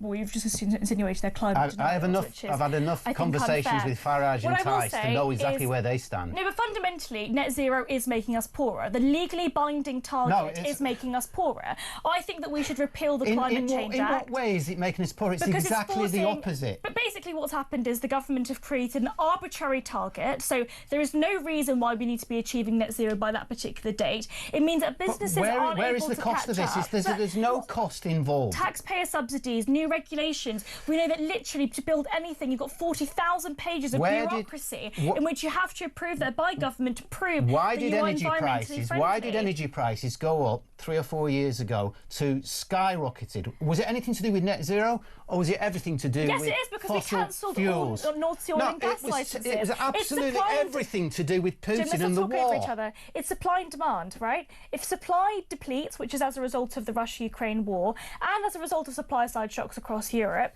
when supply comes down, then of course those prices are going to increase. We're talking gas and oil. We're not talking renewables. Hold on. Let me throw this into do the facts and then on to 40% of our energy, UK's energy, in 2024 came from renewables. That is one direction. Let me ask you a question then, Jim. Let me ask you a question, because just over a week ago, 100% of Spain's energy came from renewables. Then they ended up in a bit of a pickle, didn't they? Because the sort of instability of that grid kind of blew up the system. Yeah, I think you're reading the sort of scaremongering out there. Nothing to do with net zero. What was it to do with? In history, let's make it absolutely clear. What was most the blackouts that have ever occurred in history are because of extreme weather. It's my area, okay? Extreme weather. Nothing to do with net zero. They don't know what it is yet. I think we know that. This was put up on social media, the usual thing, and people get on it and shout it out like it's a fact. It's not a fact. Well, we don't know what the facts are. That's the fundamental point. I mean, my colleague Andy Mayo, who's the MD analyst at the IEA, has effectively looked at this and is saying that a lot of it is to do with the stability of the grid. We obviously don't know the real cause of this, but it's unfair for you to say to Alex that it's entirely untrue when we don't know the facts yet. Fundamentally, when we're talking about the cost of renewables, Jim, we know that they're incredibly expensive. I would say we shouldn't be looking at those countries. We should be looking at France, who have actually built nuclear power stations. We should be building nuclear power stations. I think nuclear energy is the future, and fundamentally a lot of green nutters effectively saying that that's not the case. Why is the Green Party against nuclear energy? Why are so many environmental activists like Just Stop Oil and Extinction Rebellion against the one source of energy that will be cheaper, more abundant, and effectively ensure so many people across the country have cheaper energy bills? I think you'll find the majority of people who have my viewpoint would say it's going to be a mix, and it will continue to be a mix going forward for now. Until we get to the point of renewable energy. Renewable energy is far cheaper. It's cleaner. It produces jobs and will do in the future. It's the new agenda. Why are we turning our backs on it, trying to go backwards? I'll tell you the reason why. Okay? This is sham energy project. I'll tell you the reason why we have politicians, particularly on the hard right, who are against it, because their income, their party income, comes from fossil fuel industries. Jim, this is That's insane. exactly where it comes from. I've got a question. I'm not sure when you talk about that. I'm not sure Reform's taking any donations from people from fossil fuels. Either way, this is all speculation, and you have absolutely no evidence for that whatsoever. I know most of them. I think it's well known. No, there's absolutely no evidence. Why do you think? Look, there is a difference between Tice and Farage in terms of what they talk about climate change. Farage says, "I just don't know." Tice says it's garbage. BBC, both of those. Okay, so straight away you've got this opposite views. Now, they've just come into a little bit of power, 700 or 600 seats out of 17,000 seats, okay, in the UK Council. So now comes the test, doesn't it? All of their things that they promised have now got to start delivering. Indeed they do. Do you know, you segued very nicely there, because that's going to be our next topic of the ding-dongery after the advert break. So you go put that kettle on again, or I don't know, sun's over the yardarm somewhere. Why not make it a Bloody Mary? And we'll see you after this.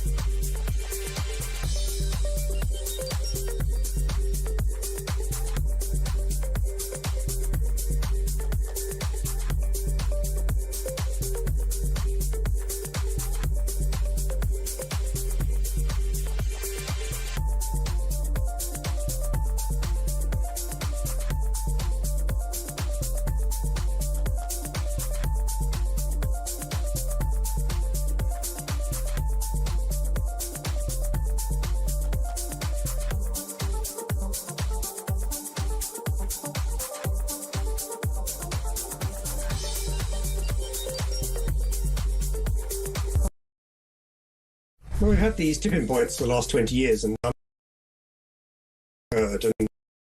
so we have the Arctic sea ice growing back certainly in the last 10 years.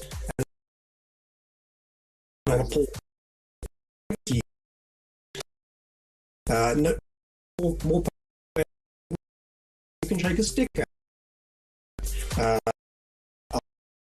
Antarctica ice, the temperature 70 years.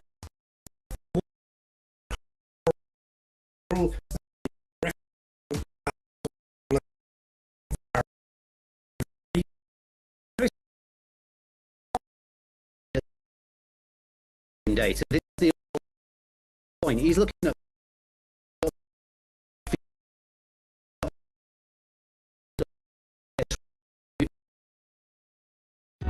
across the UK, on DAB+, on your smart speaker, on your smart TV, and on your side. This is Talk. Well, okay, welcome back. It's time to set the left and the right against each other on those election results and on reform. And now about the delivery. I mean, the big challenge, Jim, that's going to be facing Reform UK is they've got hundreds of new councillors across the country. You might say, well, it's out of tens of thousands, but one might say if this is a litmus test for where the sort of, nation's appetite might be, a sort of, if it's a sample size, the average poll, a sample size of over 2,000 is considered to be enough to give you a picture. If that's the case, blimey, they're at leaps and bounds ahead of their competitors. But the big challenge now is going to be delivering. You mentioned this before the break. Do you think Reform's going to be able to live up to expectations? Well, what are the expectations? Because they've got no policies, basically. Where they've got to is basically shouting opposition. So when you do that, and when you then get a little bit of power, which they've now got, they've actually got to do something with it. Now, they promised a lot of things. No council tax rises, for example. Hold on, but they're policies, right? You said they didn't have policies, but now they've promised a lot of things. OK, they're saying these things in the air, aren't they? But now they're in, so they've got to deliver. But we're talking...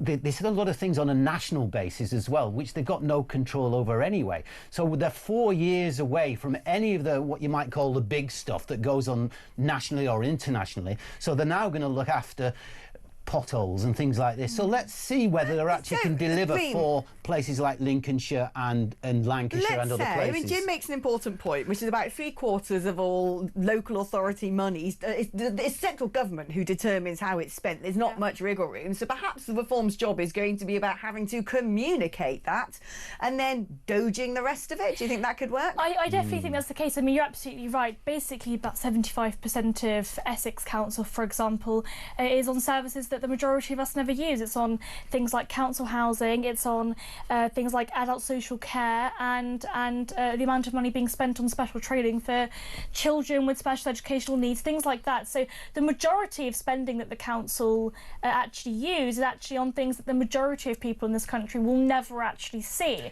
And part of it is also on elderly care. So we know that that's the case. I think that you're absolutely right. So that money, I'd imagine, would have to be ring-fenced. So there's not much else, not much excess fat to trim off them. Yeah, because the national government legally require them to spend that money on those particular people, which is why a lot of councils just refuse to build. Do you think what's going to happen here is reform councils are going to go, that's it, we want to have an audit of where the waste is. The problem there, I think, could be twofold. Number one is who's paying for that audit with already stretched budgets.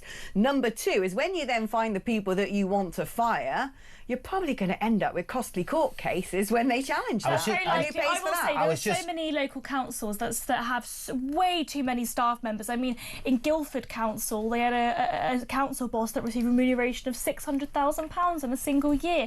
This is outrageous, the amount of money that their councils are wasting. Allow me to make a prediction. Reform councillors, I think they've got a couple of mayors, haven't they, somewhere, or one mayor, whatever it is, blah. A lot of those people, bag of licorice all sorts, very inexperienced. I predict that there will be tremendous. Yeah, we can go on her in a second for different reasons.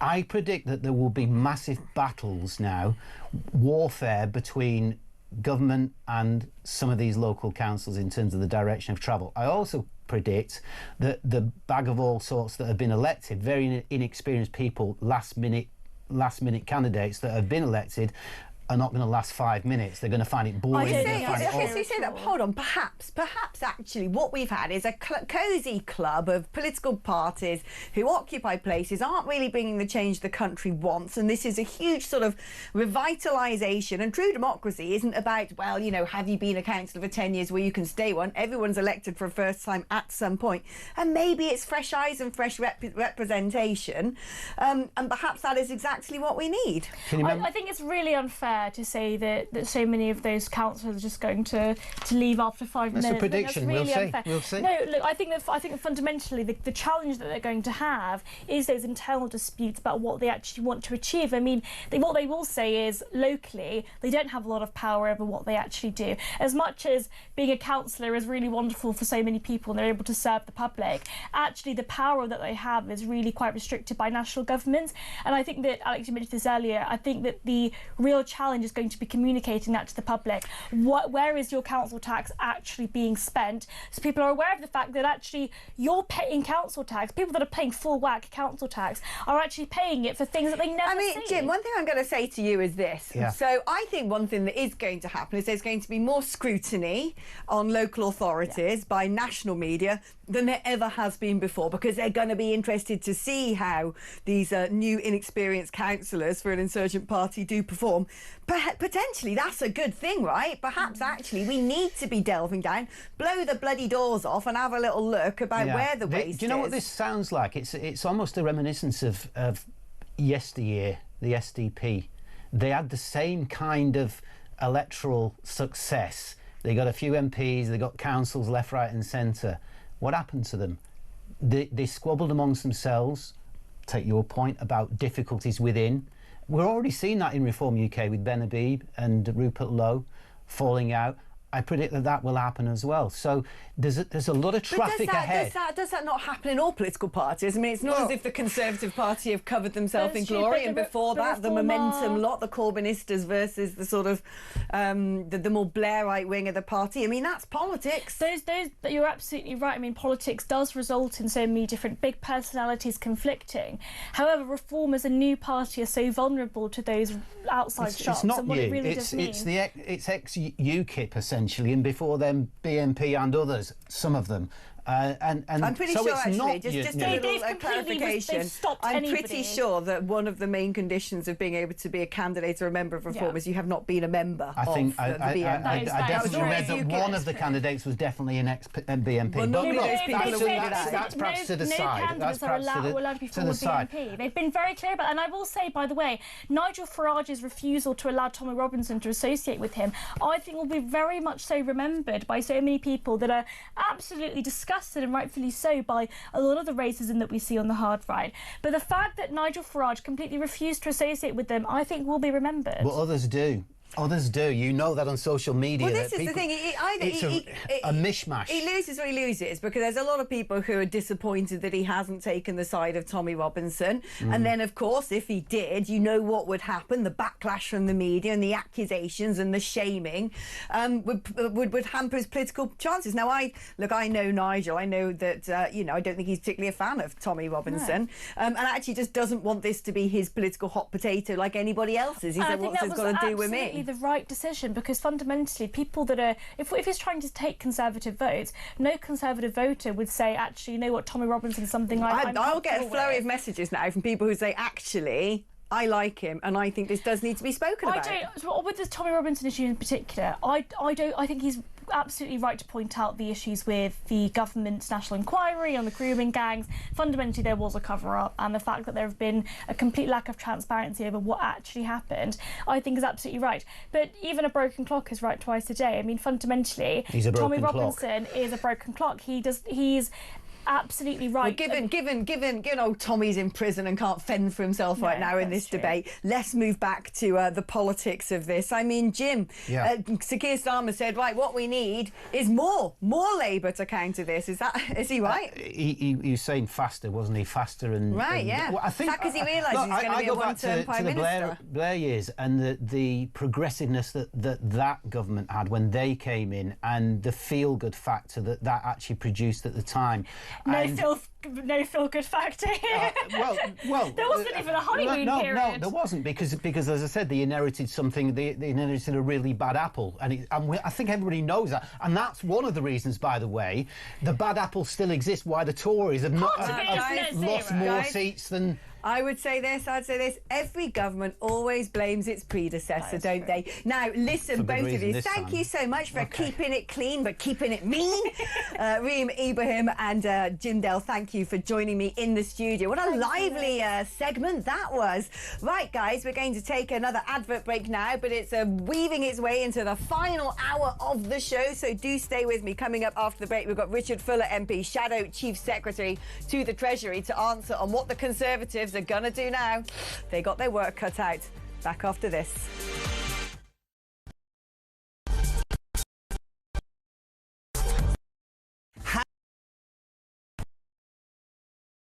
Ladies and gentlemen, our fish and chip, where you come from.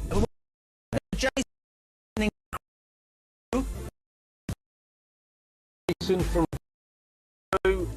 fish chips and peas, £7.50. It's the best chip in England. Janet in Leeds. Regarding fish and chips in Leeds, it's between £9.50 and £12.75. How much is fish and chips? 3 of us. I think one of us curry sauce, 3 cans of pop, just short £70. £70? That's 23 quid a head, man. Even my man does that. Avoid Scotland, go. Up here, for the north east,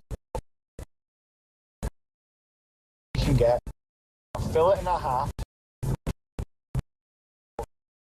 haddock with regular chips, £8 and 10 pence, and it's by one of the best chipping I've ever had. Kenneth, sorry, fish and chips. Fish and chips Ascot, about half a mile from where you used to. Will cost you £12.60. Great show. Keep up the good work. You were living there. When was the last time chips? Couple of weeks How ago. much? Where'd you get it from?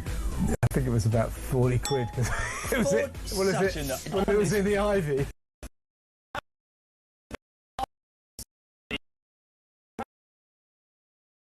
Really are. If you think he's a man.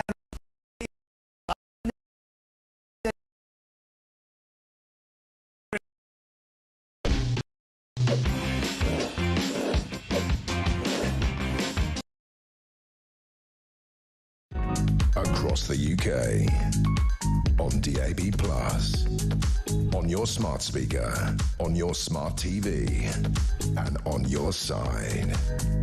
This is Talk.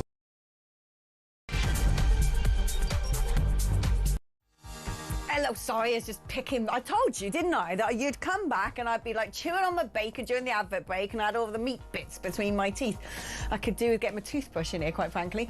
And there's a challenge now if I'm going to finish this carton full of goodness by 10 o'clock because I only get to eat during the advert breaks, and what's more, they've handicapped me with plastic cutlery. So I'm there and tech op is in my ear going 45 seconds and I'm trying to carve a piece of bacon with this joke of implements, and then before I can even transfer it into my mouth to then chew and swallow before the 45 seconds is up, tech op's like, right, we're back on air. So, yeah, it's a great job if you want to be skinny. You might be sitting on your backside all day, but eating, well, that's not possible when your mouth is your money. Right, let's read some of your messages out, because I haven't done these for a while. Good morning, Alex. Brad from Kent here. Hi, Brad. Reform Kent now. Just wanted to say it's so nice to wake up, turn on my telly and see my favourite broadcaster on Talk. Oh, thank you. And my teeth are like... No, I didn't think they were. Good morning, Alex. So people are given asylum. They still need money, housing, doctors, dentists. So we will still give them money. They will not contribute. They will not be a benefit to the country. We need deterrence. That's from Doug. Now, what I don't understand is this.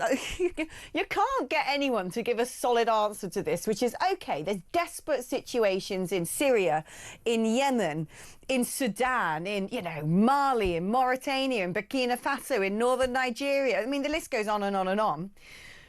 Why do we, Britain, have to deal with that?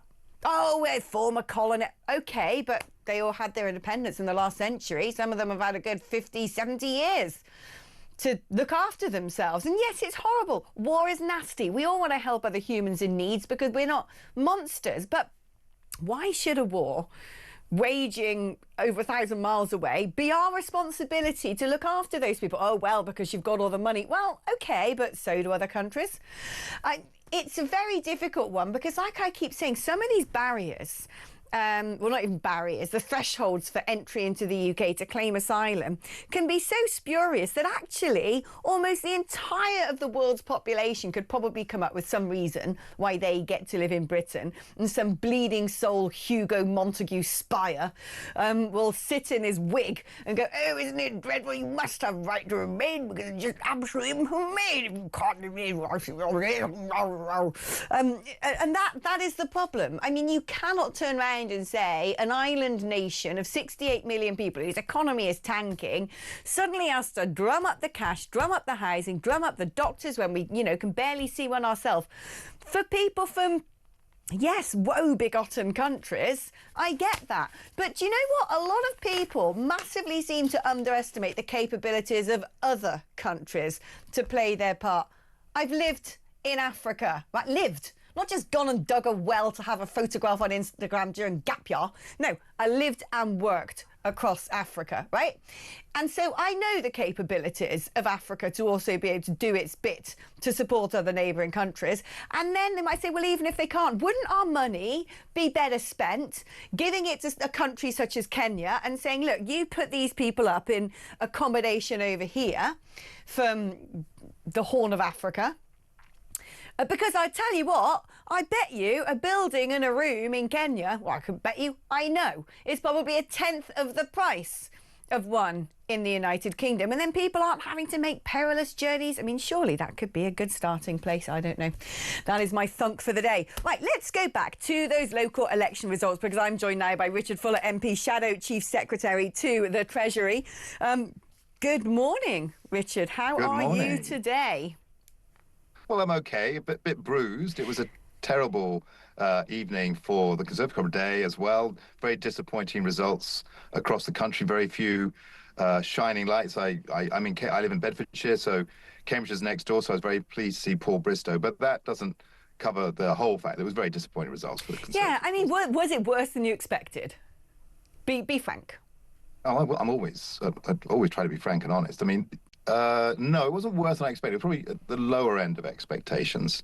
But certainly we knew going into this election, you've heard it so many times, but it does bear repeating. Number one, we were coming off a very high bar in 2021 elections, coming out of those elections.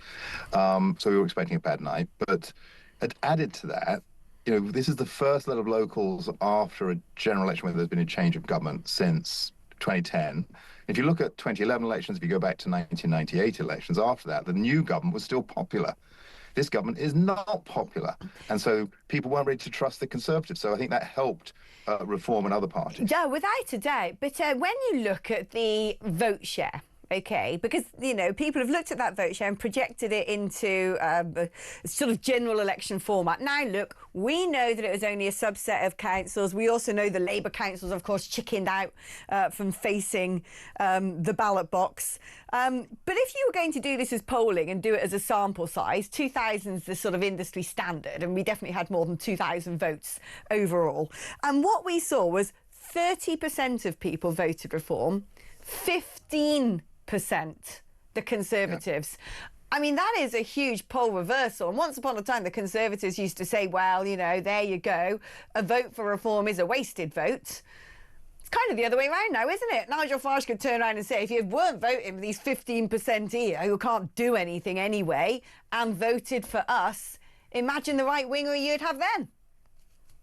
Well, two things on that. First of all, on the numbers, you're right. It is unusual. I think the one that's comparable is the 2019 European elections, where the Conservative Party was on 9% projected share, and I think the Reform and UKIP at the time was on a much larger proportion. So there have been examples like this in the past.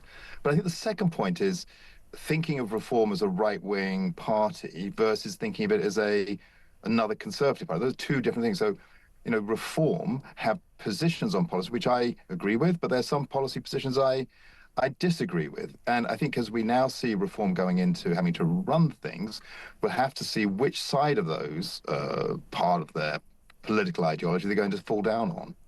So in what sense here? Because it's sort of quite mystical what you said there. Where are the things that separate Reform from the Conservatives? Where would be the stuff that separates Reform, let's say, from the sort of ERG in the Conservative Party? Your sort of, your Ian Duncan Smiths, your sort of grassrootsy True Blues. Yeah, so I'm a strong Eurosceptic who voted when I was MP. Before the referendum, I voted for us to leave. I campaigned to leave. So I say that, let me just give some examples, perhaps. On foreign policy, let me just try. So on the economy, I believe, as Reform believe, I'd like to see low taxes in this country. I believe that's the right way to run the economy. But unlike Reform, they seem to think that nationalisation is the way to unlock growth in the economy. I believe it's much more the private sector. On issues to do with diversity in local government, one of the issues you've been hearing from new Reform Council is I think it's important to get rid of a wasteful spending on diversity. But unlike Reform, I don't parade that as an answer to the funding of local councils for important services like social care, because those budgets are way, way different. And for example, on woke identity, I would not take a knee, like Reform, to the latest woke culture fad, but equally, I would not as Reform seems to be doing, take a knee to Putin. So there are differences between the Conservative Party and Reform. I would say about this sort of allegation that Nigel Farage is somehow in bed with the Kremlin. He's heard that all before. I'm someone who knows Nigel better than anybody, and I just don't find any substance to it. No, that's a fair point. That's a fair point. But let me just, there's the other part of it, which I didn't want to mention because I think it's less distinctive, but it is to do with the current administration in America. And a lot of what you hear, particularly with the responses on local, is like a cut and paste of what is going on in America. I mean, Nigel's been quite critical of Trump lately. Okay, well, lately, I don't think he was at his rally, wasn't he? I mean, he was there supporting his election. He's been in... Yeah, but no, since then, he's actually sort of spoken out against America's position towards Putin and Ukraine. He criticised that. He's spoken out about Trump's tariffs. So he is able to be his own man, stand on his own feet and say, here's where the divergence lies. Yeah, well, look, Mr. Farage, Nigel Farage, he's going to have to... He's more than capable of explaining his own position, how it's changed on Mr. Trump. I don't mean to say that. I'm just pointing that there are areas where there will be difference between the Conservative Party and Reform. Is the problem not, though, that there are areas where there are huge differences between the Conservative Party and the Conservative Party? And this is perhaps a big element of what's got you guys into this mess. To me, it seems that you've now got Kemi Badenoch as your leader. She's not been in office for long, but she hasn't really had that sort of impact that people hoped she may have to suddenly revitalise and rejuvenate and rebrand the Conservatives. And she's saying, wait, I'm going to get there, I'm going to do it. And you think kind of by this time, if people have looked in the shop window and gone, nah, that it's just not going to work. It's not going to sort of be able to be resurrected. But you can't. It's going to be very difficult for the Conservative Party to swap her out, given how many swap shops there were when they were supposed to be in government and the Prime Minister seemed to change every season. Yeah, so there's no swapsies going on anymore. I mean, I think one of the reasons why the electorate last general election said no to the Conservative, because it looked that it wasn't united, but the other was that they felt that we had lost touch with the concerns the British public had and didn't have the solutions to it. You can't turn on a dime and find all the answers to all those problems for an election which is 4 years out. So, for example, on issues of taxation, there are some things where we can be clear because whatever the public finances are, the amounts of money are not critical. So, for example, on things like the family farm tax, we've already made a point clear that on that and on the business family business taxes, we will reverse those. And that's because we think farmers deserve the ability to look after their farms and tend it for the next generation. And because we believe that, Fuller and Sons, Fuller and Daughters, those sorts of businesses are an important part of local communities. And it was an ideological move by Labour to get rid of those. But there are other aspects of policy which will take time for us to come up with. And that will be frustrating because it's so easy just to say, I've got an answer, I've got a slogan, and then we're there. So, for example, you were earlier on just talking about, putting immigrants, illegal migrants, people come across the channel, in tents. I think that was what the new mayor of Lincolnshire was saying. But that isn't the answer, is it? As you rightly were saying yourself, the answer is to look at offshore processing, never giving people a chance to stay in this country and be processed overseas. Should it be offshore processing, or should it just be pulling down the shutters and saying, a bit like Poland's done, actually, we can't take any more, but we will help neighbouring countries looking after these people? My concern with offshore processing is when you look at the sort of thresholds for entry, anyone from, 3/4 of the world could turn around and say, I'm gay, and my country outlaws it, or I live in poverty, or there's instability, or my government's autocratic. I mean, you're basically talking about pretty much the entirety of the developing world would have some basis upon which to claim asylum in the UK. You're exactly right. That's why the policy, the Rwanda scheme, said that you will be processed offshore and then have the right to remain in that country, never to have the right to be in the United Kingdom. That was the Rwanda policy. That's what I voted for. That's what the Labour Party has scrapped. I'm saying that's the right answer. It isn't about saying we need more tents in this country. It's about getting that scheme back on track. Well, what I want to ask you, though, let's get back to these local elections, the results, and what the Conservative Party does from here. Because we've already kind of drawn a line under the idea that, changing leaders not really possible at this stage in the game. But the problem is, I would imagine now, after that absolute drubbing at local elections where you've lost hundreds of councillors, that you're probably losing members, you're losing donors. It must seem a bit like having to push water up a hill, getting back to your full strength again. What on earth can the Conservative Party do? Well, we are doing the things that we need to do. And the first and foremost is to listen to what the electorate is saying. We've had an extensive exercise in doing that. The second is to set up a set of procedures for developing policies that will be robust in government. Remember, it's 4 years, 3 or 4 years to the next election. But at that election, if we are to have the trust of the British public at the next election, I don't think will be looking for slogans. They'll be testing the political parties, all of them, all parties, to say, is what you're actually saying actually going to work to solve the problems? And that's what the Conservative Party will build back on. It's a solid foundation. For people like you, me, we love a good manifesto. We like looking at those policies. We want to know if they're fully costed. We want to know if they can actually be realised, or if they're just sort of, straw men policies. But a lot of people out there, when they go to vote, they do it based upon a vibe, a sense of feeling. They're not all students of politics. And the vibe now, I mean, if Kami Badenoch's in listening mode and wants to know what the general public want, I would suggest what they want is reform. Is it not better in some respects for the Conservatives to just go, we've had a good run, it's only a brand and a logo after all, the jig is up, right winger is now with reform, let's go back that entity, and therefore we lock the left out of power? Well, I think earlier on I was trying to point out there are aspects of reform which are not right-wing. They're much more socialist than the Conservative Party, particularly on the economy. And second of all, I think the public will want to believe. There's an issue between passion. Passion tends to go to slogans. You've got a problem. I hear your problem. Yes, it's terrible. And then there's belief. Can you actually solve my problem? And the Conservative Party is building policies that we think people will believe in, will actually solve the problem, will end this decade of turmoil where people have lost faith in democracy, will reach for anything, the next lever, anything, because they just don't think politicians of the days are solving their problems. That isn't easy to turn, as I said, it isn't easy to turn around in 6 months and doing. But the message from this electorate is the Conservative Party has got to full steam ahead on those policy changes, get some more announcements out, and give us a chance to start believing that we can trust you again. Do you think you're going to be able to get there in time for the general election, or do you think the public is still going to have PTSD from the multiple prime ministers, all the net zero targets, the record levels of immigration, the broken public services? Well, you just know that's a big menu, isn't it? I know it's a big menu, Richard, and that's unfortunately the unhappy dinner that you guys are going to have to force down yourselves. And trust me, we started that at the election. Going round in that general election was not easy, even for me, and in Bedfordshire.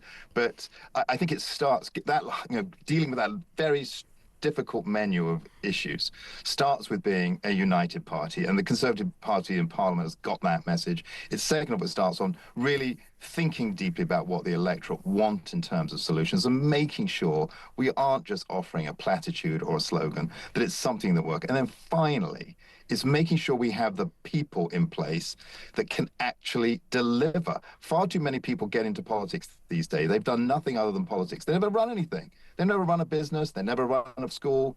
We need to make sure we bring a new generation of talent into politics that can manage what we do in public services, not just say we've got a new idea and hope it works. Richard Fuller, thank you ever so much for your candour and for your insight into where the Conservative Party are at right now. Right, folks, we're going to be taking a short break, and then we're going to refocus our attention on that rather extraordinary interview, yet another one, that Prince Harry gave to the BBC over in America with royal commentator Angela Levin. That's coming up after this.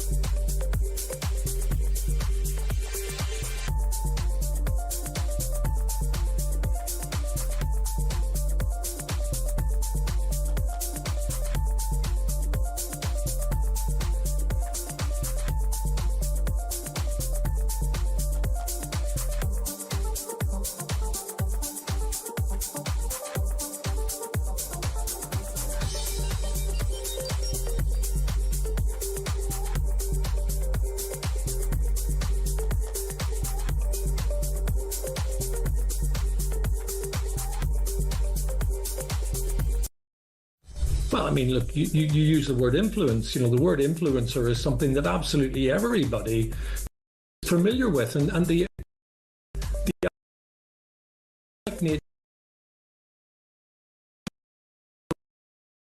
publicity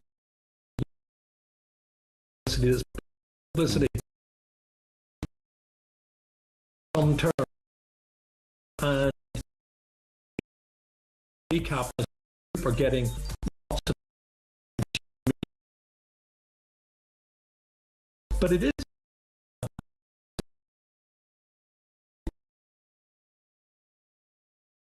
acts as an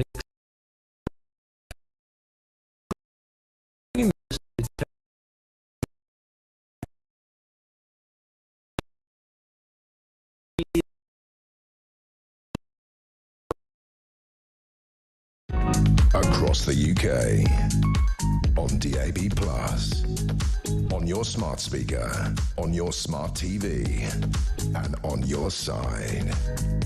This is...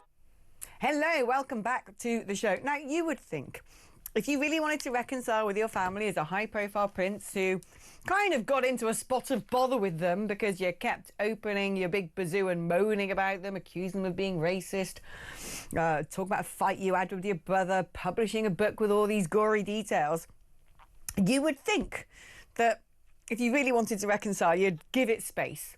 You would not talk about them in public. You'd use the back channels instead and show your family that we can do this privately and between us. You would think.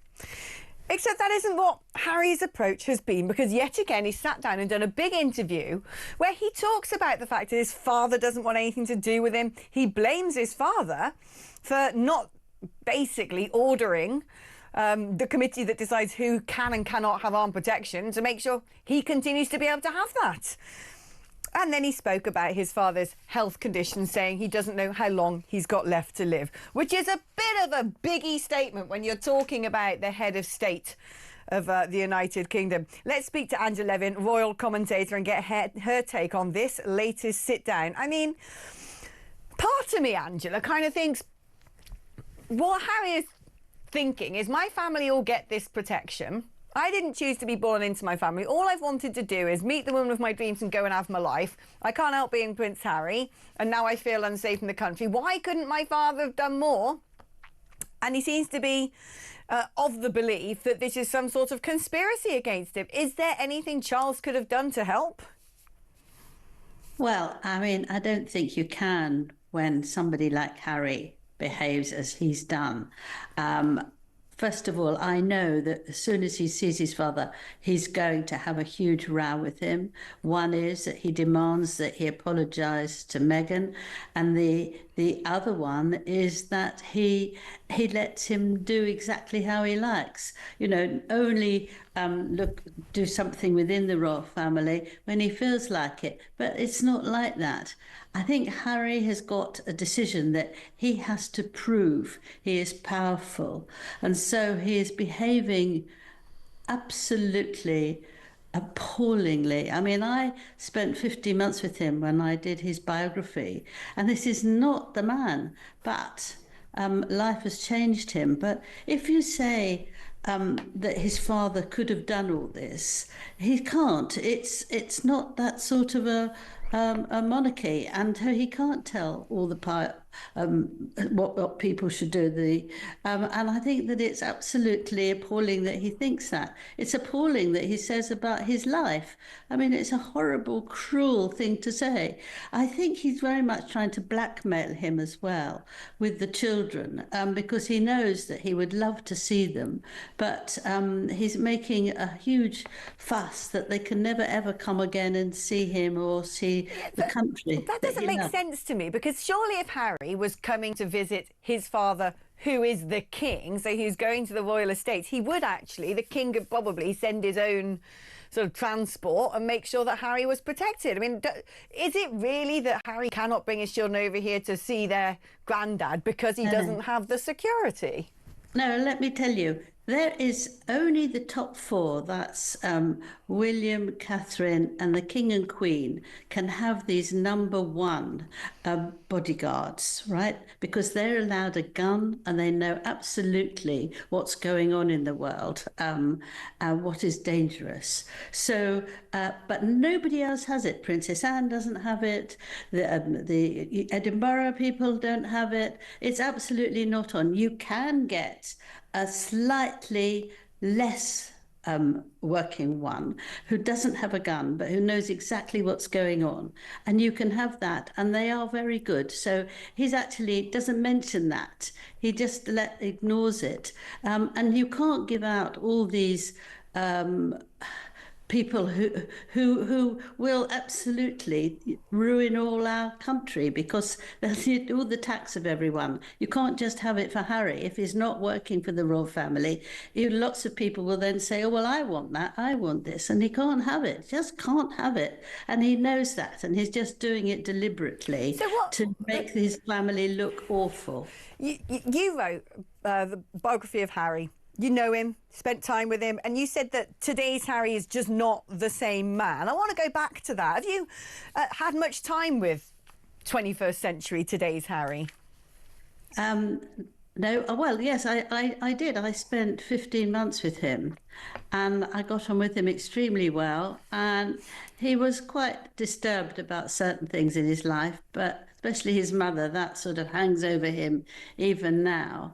But he was kind, and he did love the country, but he's now grown to be extremely nasty. Some of this is to do with Meghan because she is very destructive, and she actually encourages him against his family. I'm not saying she said anything about that interview, but she has made it that they've been awful to him and awful to her, and that's upset him. So he's gone on the left way of saying they're ghastly, I've got to say these things, and this is why he puts it in his book. This is why he keeps saying it, because he has to prove to her, maybe more than anyone else, that he is strong and he's formidable and he's going to win. What did you make of that nauseating interview she did with whatever that woman's called, something Lima, the yes, one who said in a cosmetics company? Because it seemed to me increasingly what we see is Meghan making it all about the Meghan show. Here I am at home cooking. Here's me talking about being a female founder. Here's me setting up a podcast. Here is everything about brand Meghan. And when she does open her mouth and talk about Harry, all she says is how much he loves her. Yes. And Harry just seems to be relegated to, you know, the cast member who has a cameo walk-on or looks through a window in the background just to remind us all that she's married to a prince, but kind of doesn't seem to be that important when it comes to her building up her own image. No, I mean, she's got what she wants because she needs to have the name, that he's a prince, and so people think that she's very important, but she's made a complete mess of it. What she said in that interview was totally and utterly ridiculous, and you see that Harry is now a servant. He's behind her when she walks. He looks around, making sure everything's all right. He holds her hand when she goes down a step. I mean, that's not a husband. That's not a man who is Harry, who could fight in the wars and who actually had a very, very wide, broad a life, and she just doesn't know what to do, and she just talks about herself. She is only interested about herself. When she sort of said that, oh, I have to get up at 6:30 to put my clothes on and clean my teeth, and then I have to take the children, and I don't get back till 9 o'clock. Well, I know, you know, hundreds of people. Isn't that every single? I mean, my mum used to get up at 6 a.m. every morning to make sure she had sort of made our packed lunches, got herself ready. Me and my brother had breakfast in our school uniforms, out at the bus stop by 8 a.m. and then she used to, you know, get herself ready and go and do a full-time job. I mean, Meghan makes sort of, you know, being an ordinary person. I was up at 4 a.m. this morning, Meghan. You know, I'm sitting here working for my cash money. She feels that if she does these things, then she should be worshipped. I mean, it's a very, very strange attitude to life, but she does think that, you know, it's a marvelous thing that she does, and that she's absolutely, everyone's got to appreciate her. You know, she's absolutely dreadful. I mean, this is it. Why is she not more self-aware? Why doesn't she have people around her saying, listen, Meghan, I don't think you should bring out another Meghan does, Meghan says. You know, why not do something completely different? Because people are fed up with hearing you try and project onto yourself the image of some sort of modern-day Boudica. You ain't. But the reason why she's failing on absolutely everything she does is the fact that she doesn't listen. She thinks she knows much better than anyone else. And so she doesn't have to listen to them. That she's a CEO of her current work because nobody wants to do it because she says they're not good enough. I love the idea that she's made herself the CEO of jam, making jam, which someone else probably makes for her and designs the labels. It's just ridiculous. She thinks she's the only one who knows these things. I mean, she does really think that she's absolutely remarkable. And so she doesn't listen. If she listened, she could do better. Did you see the point in that interview where she said something along the lines of, and if my friends can't see me for the brave woman that I am with my A-positive blood, which shows that I'm exceptional and that I was born to do this, and if they can't see that, then it's their loss. It was like, oh my God, like, really? You're going that far? Yeah, but you see, what was the start of that discussion was that her friend said, Meghan, tell me how you are. Now, that was organised by the two of them, because when she was in Africa and you seeing all these children who had their legs blown off and they were being raped and all that, she said, nobody asked me how I am. No one's asked me. I'm so sad. Nobody cares about me. No, because you're in a country which has almost no money, that children are not looked after. You know, she can't... Because you've got on a private jet, you've got people to dress you, wash you, serve you, look after your kids for you, plan your diary for you, protect you. You've got all the financial security in the world. You could never actually ask for anything else. OK, your life's going to have to be lived in the spotlight, but you wanted that anyway. You're desperate for it. So, yeah, surely you got what you want, woman. What are you moaning about? But now Harry has to do what he's told. That's it. He can't think for himself. And when you saw her necking with him on the illicit games in Canada, wasn't it? You know, it was absolutely disgusting to see her necking and kissing him and all that. And then she told him to get out the way for several weeks because she wanted to do things on her own. So he doesn't know where he is. He can't find a place for himself in the world. Oh, maybe it's the reason there needs to be some sort of rescue mission for him. Airlift him out of Montecito, bring him back, stick him in Highgrave. He can tend to the jams on that particular estate and maybe get back to what he once was. Angela Levin, royal commentator, thank you ever so much. Right, folksies. Going to take a short break now, but I'm pleased to say I'm going to be joined in the studio by one of my bestie buddies, a man who always puts a smile on my face. It's the gorgeous and hilarious Steve Denyer, coming up after this.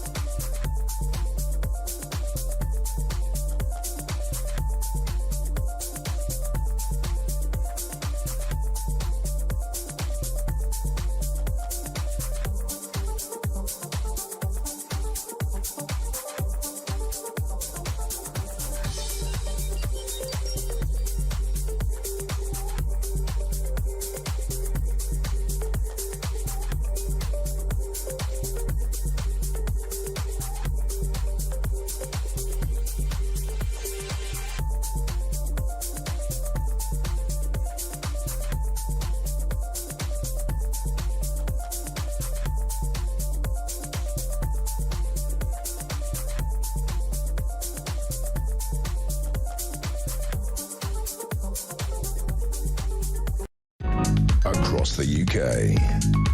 On DAB+, on your smart speaker, on your smart TV, and on your side. This is Talk.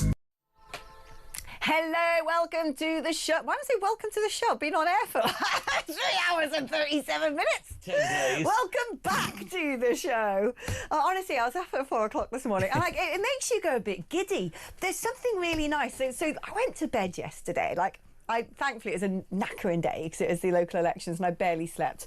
So it got to 8:30 and I was like, yeah, I'll go to bed, fair. I'm actually up for it right now. Yeah. Fell asleep pretty easily. Woke up at 4 a.m. and you kind of think, trying to scratch yourself out of your eggshell like some sort of newborn dinosaur.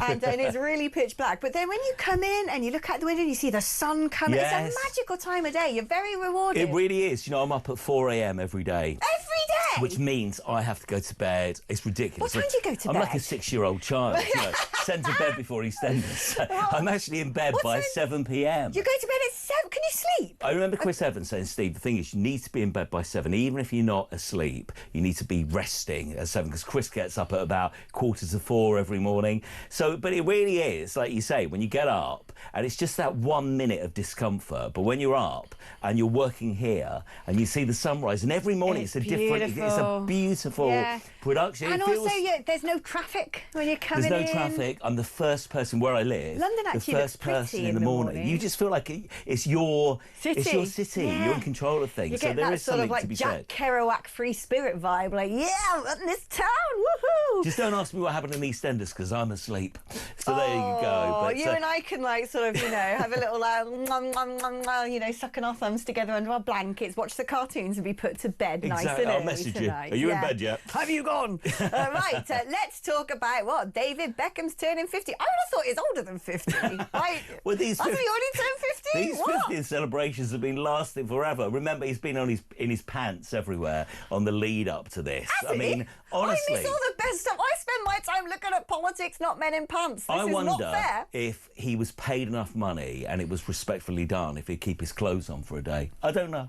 He's done some more sort of He's done loads undie of shots. undie shots and stuff. There's been a massive build up to this 50th. Isn't it amazing? You were just chatting Such a rando thing to. I'm about to turn 50. I know. I'm going to get my kecks out. I know. Can you imagine the kids going, Dad, come on, every single bus, advert in London. He's been there over the last couple of months. But it's interesting. It's what's wrong with me? You talking to Angela about Prince Harry a moment ago. Yeah. Isn't it interesting that seemingly the Beckhams have all the cash, beautiful family, prospects left, right and centre, but Brooklyn has fallen out with them. Yeah, what's gone on there?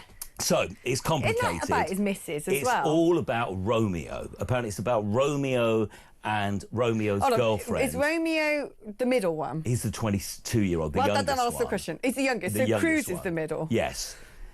And then Harper's the youngest, but she's the female. Okay. Yeah, the female. So what's happened? I think this is the current fallout of many. I don't think Victoria got on with Nicola. I think that's where it started. Yeah, I heard that. And there was family feuds. But then apparently the latest one is them taking umbrage to Romeo's girlfriend, saying that apparently that she's not in it for the right reasons. So there's been a right fallout. Gotta be a member of this family. Come on, you gotta play ball. But the other kids, really publicly yesterday, posting kiddie pictures, when David's got them on their knee and stuff, saying, Dad, we love you.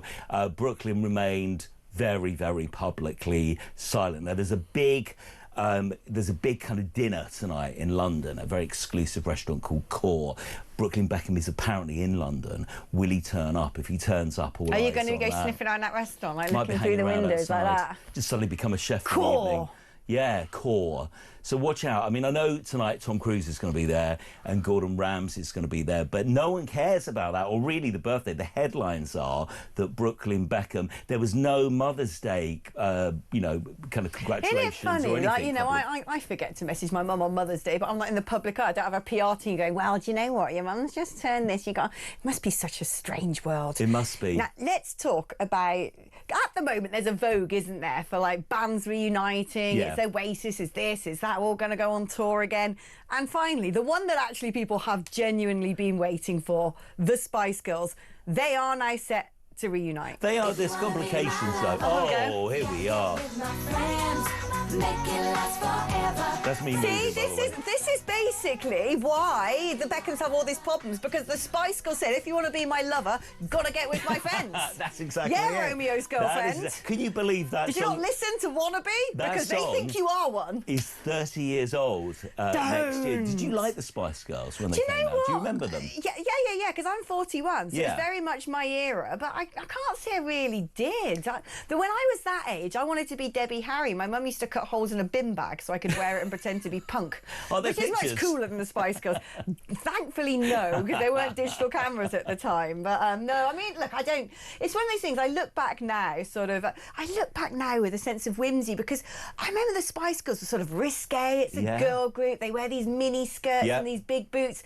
Now they're like really sweet, like little Bratz dolls, compared to some of these like rapper singers you've got gyrating on the floor and twerking. But in '96, Spice Girls were quite edgy. That's what I mean. They were, weren't they? I mean, it was like, oh wow, that skirt's a bit short, and now you just think, oh, that's sweet. Yeah, it's so easy to look back at 1996, 95, 96 and go, oh my God, it was amazing, but it really felt like it was. It was, no, because it was. It was the peak of civilization, Denya. I always say this, the 90s is where we kind of hit the limit and went, this nothing changed now. Stay as it is. This is good. But no, unfortunately. Out of all these bands doing reunited, just big tours, like we get onto the Oasis in a moment, the Spice Girls, this is exciting. There's problems with it though. Victoria Beckham said absolutely. I mean, I think it's a 90% she won't be part of this. Well, because the woman can't sing and she can't dance. She's just like a sort of and she doesn't need the money. Skeleton. She doesn't need the money or the work. So why is she going to want to make a prat of herself? I mean, Jerry Horner's going to be all up in that industry. Well, apparently, so that's interesting you mention her. Apparently, she is undecided. I mean, she was on with Chris Evans a couple of weeks ago. She's jetting out to see the manager, Simon Fuller, this weekend in Miami, and they're going to have talks. Apparently, Emma Bunton, yes. The other ones, Mel B has been told to shut up about it because she keeps talking about it, and they want these secret plans at the moment. They want to announce it in unison. But there will be a tour next year. What do you do if Victoria Beckham's not in it, though? Do you remember when Robbie wasn't in Take That? They used the kind of hologram. Everyone's been fine with Take That without... I mean, there's only 3 members of Take That now, so... I do think, I mean, it's not like Victoria was really, like, contributing much. Do you know what I mean? Because, like, when you listen to their records, you can hear the voice of Mel B and Mel C. They're the two distinct ones. And Jerry, because she can hold a note. Emma Bunton sort of had a sort of sweet baby sort of voice. Victoria, I couldn't even tell you what she sings like. She occasionally just has one line in a record. Do you remember she had that song with Dave Bowers, didn't she? Oh, that was weird. Actually, I quite liked that song. What was it called? Bugging or something? Yeah. Do you want to know my really sort of embarrassing 90s confession? Go on, come on, Alex Phillips. I really like Another Level. Well, moving on, it's... Another Level are getting back together. Of course they have. I'm gonna be the one and only person. They were quite cool, weren't they? I'm gonna be the one and only person in the crowd going, you got that bum diggy diggy when we get jiggy, let me piggyback right on it all night long while I'm singing my song. All through the hoodie, wanna get the goody goody. Oh! There we go. We need to clip that up. Round of applause to myself. Yeah, there we go. I did that. Love that. Well, there we are. What are we talking about? I don't even know. Okay, let's talk about... Should we talk about Oasis? Oasis, and I'm not going to sing Oasis. I'm not going to sing ever again. With the Oasis thing, would you be, there we are, the Oasis, I mean, we play them all the time on radio. Would you be excited about going to see this show? No. If you were gifted a ticket, would you go?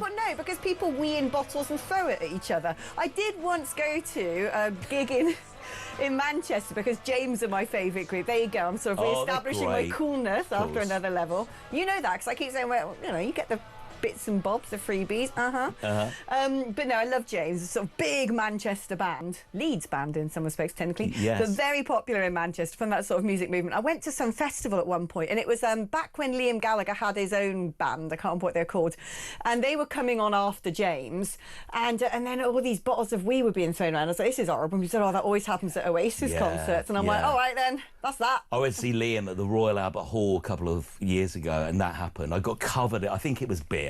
I'm not sure. That weren't beer, within Steve. the first song. And you know, like when you're in your 20s, I'd be like, that's so cool. But at no point is someone throwing wee on you cool. No, I just thought I was part of a movement. Well, I was kind of.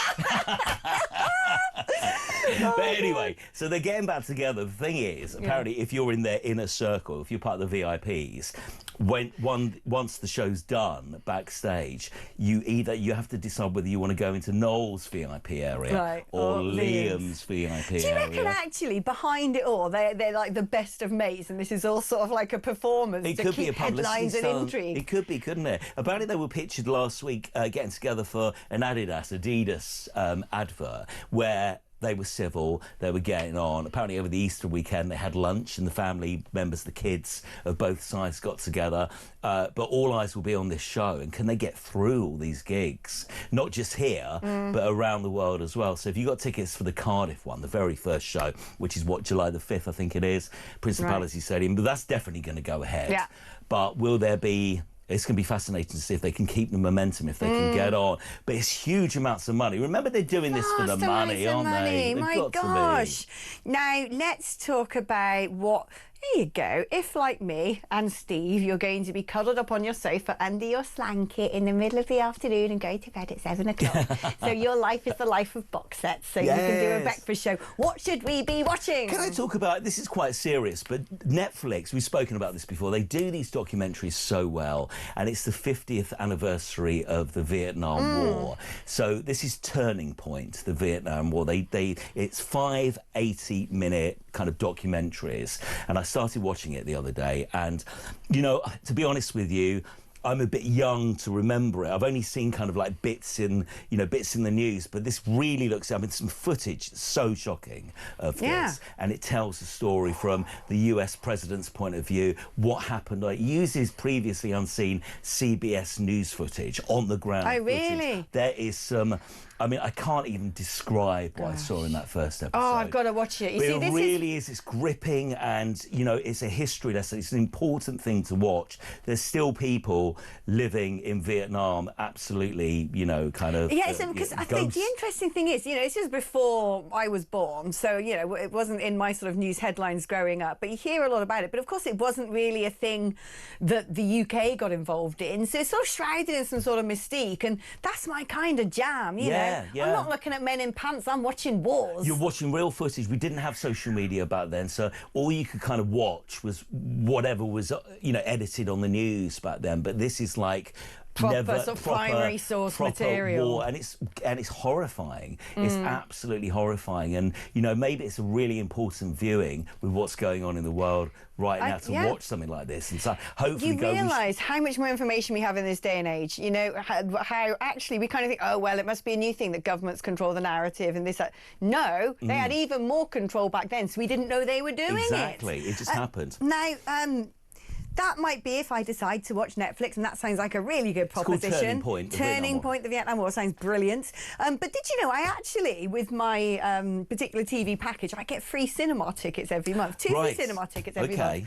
And every month I say to my other half, what should we go and watch? And every month we decide not to go at all because everything's dreadful. It's not even worth going for free. Well, I've seen some really good films recently. I reviewed on David's show last week The Penguin Lessons with Steve Coogan. It's a true story about a teacher that adopts this penguin and takes the penguin in Argentina in the 70s. That's great. What else did I see? Warfare, about it's 2 hours of these Navy SEALs in Iraq and this mission that goes wrong, and it's just with what they can do now with CGI. It's just incredible. That sounds good. Thunderbolts is the new Marvel movie. It's the 36th Marvel movie. Don't ask me what happened. It'll be the 36th I haven't watched then. So I went to see it for you. And actually, I quite enjoyed it. It's got a plot in it. There's a great...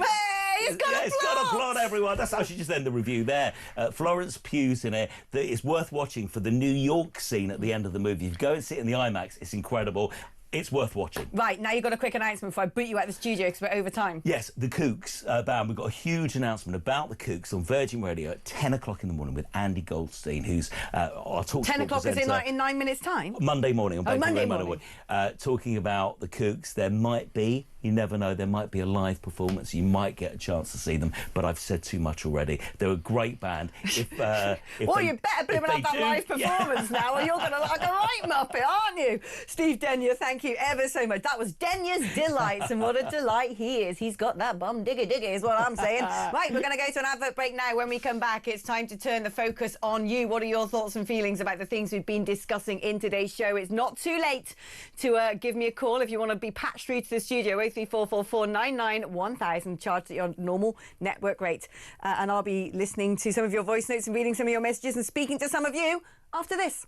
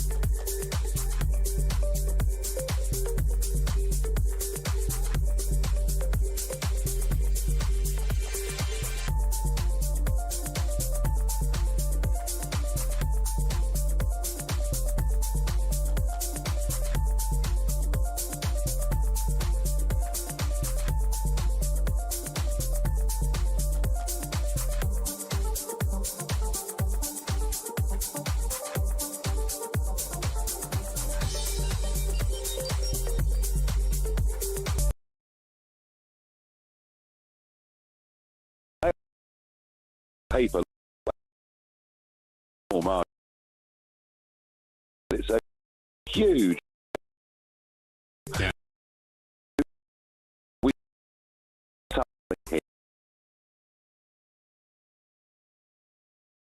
safe one of their country. Also, if you look at the results that are coming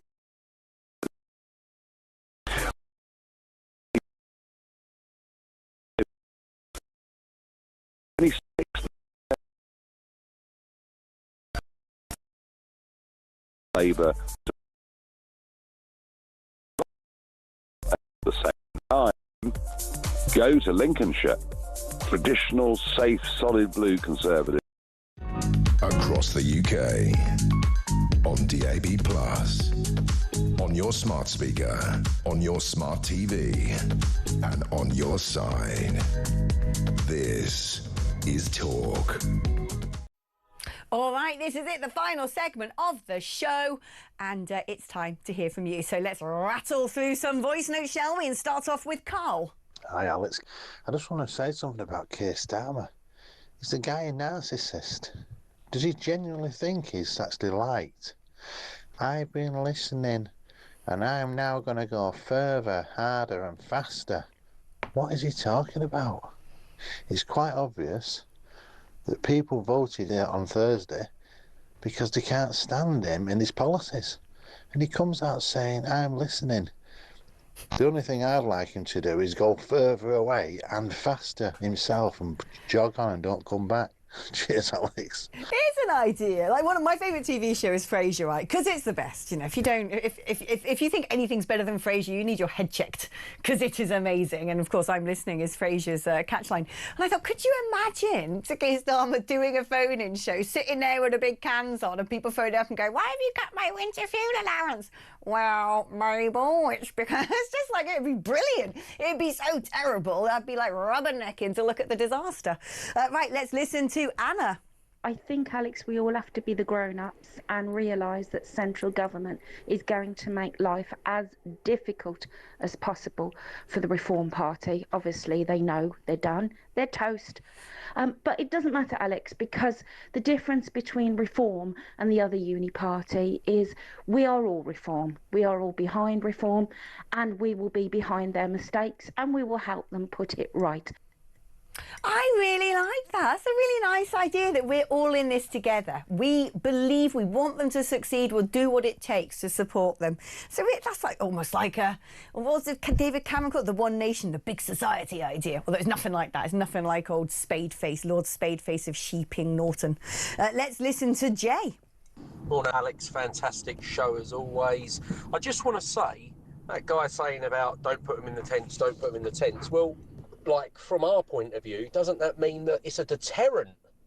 Surely, if you know you're coming to stay in a tent and get no benefits, you wouldn't go there. Well, exactly. That was the point. But, you know, there you are. Some people just don't want to get it. We've got a caller. Let's speak to Tarquin in London. Hi, Tarquin. Alex, great show. Fantastic as usual.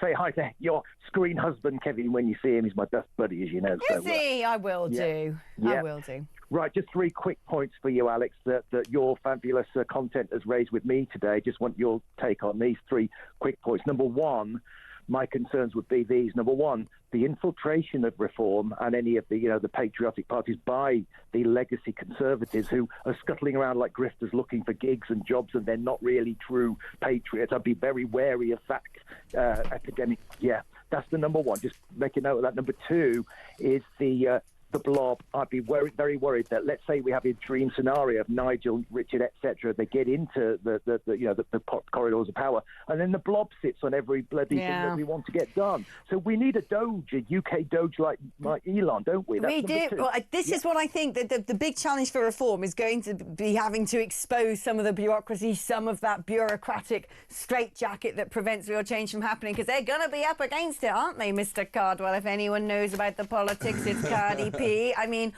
we've only got 1 minute, but I just want you to give me 45 seconds on those results yesterday. Well, I don't know if you've noticed this, Alex, but Reform actually did quite well over the last little. I don't know if that's sort of come to your attention.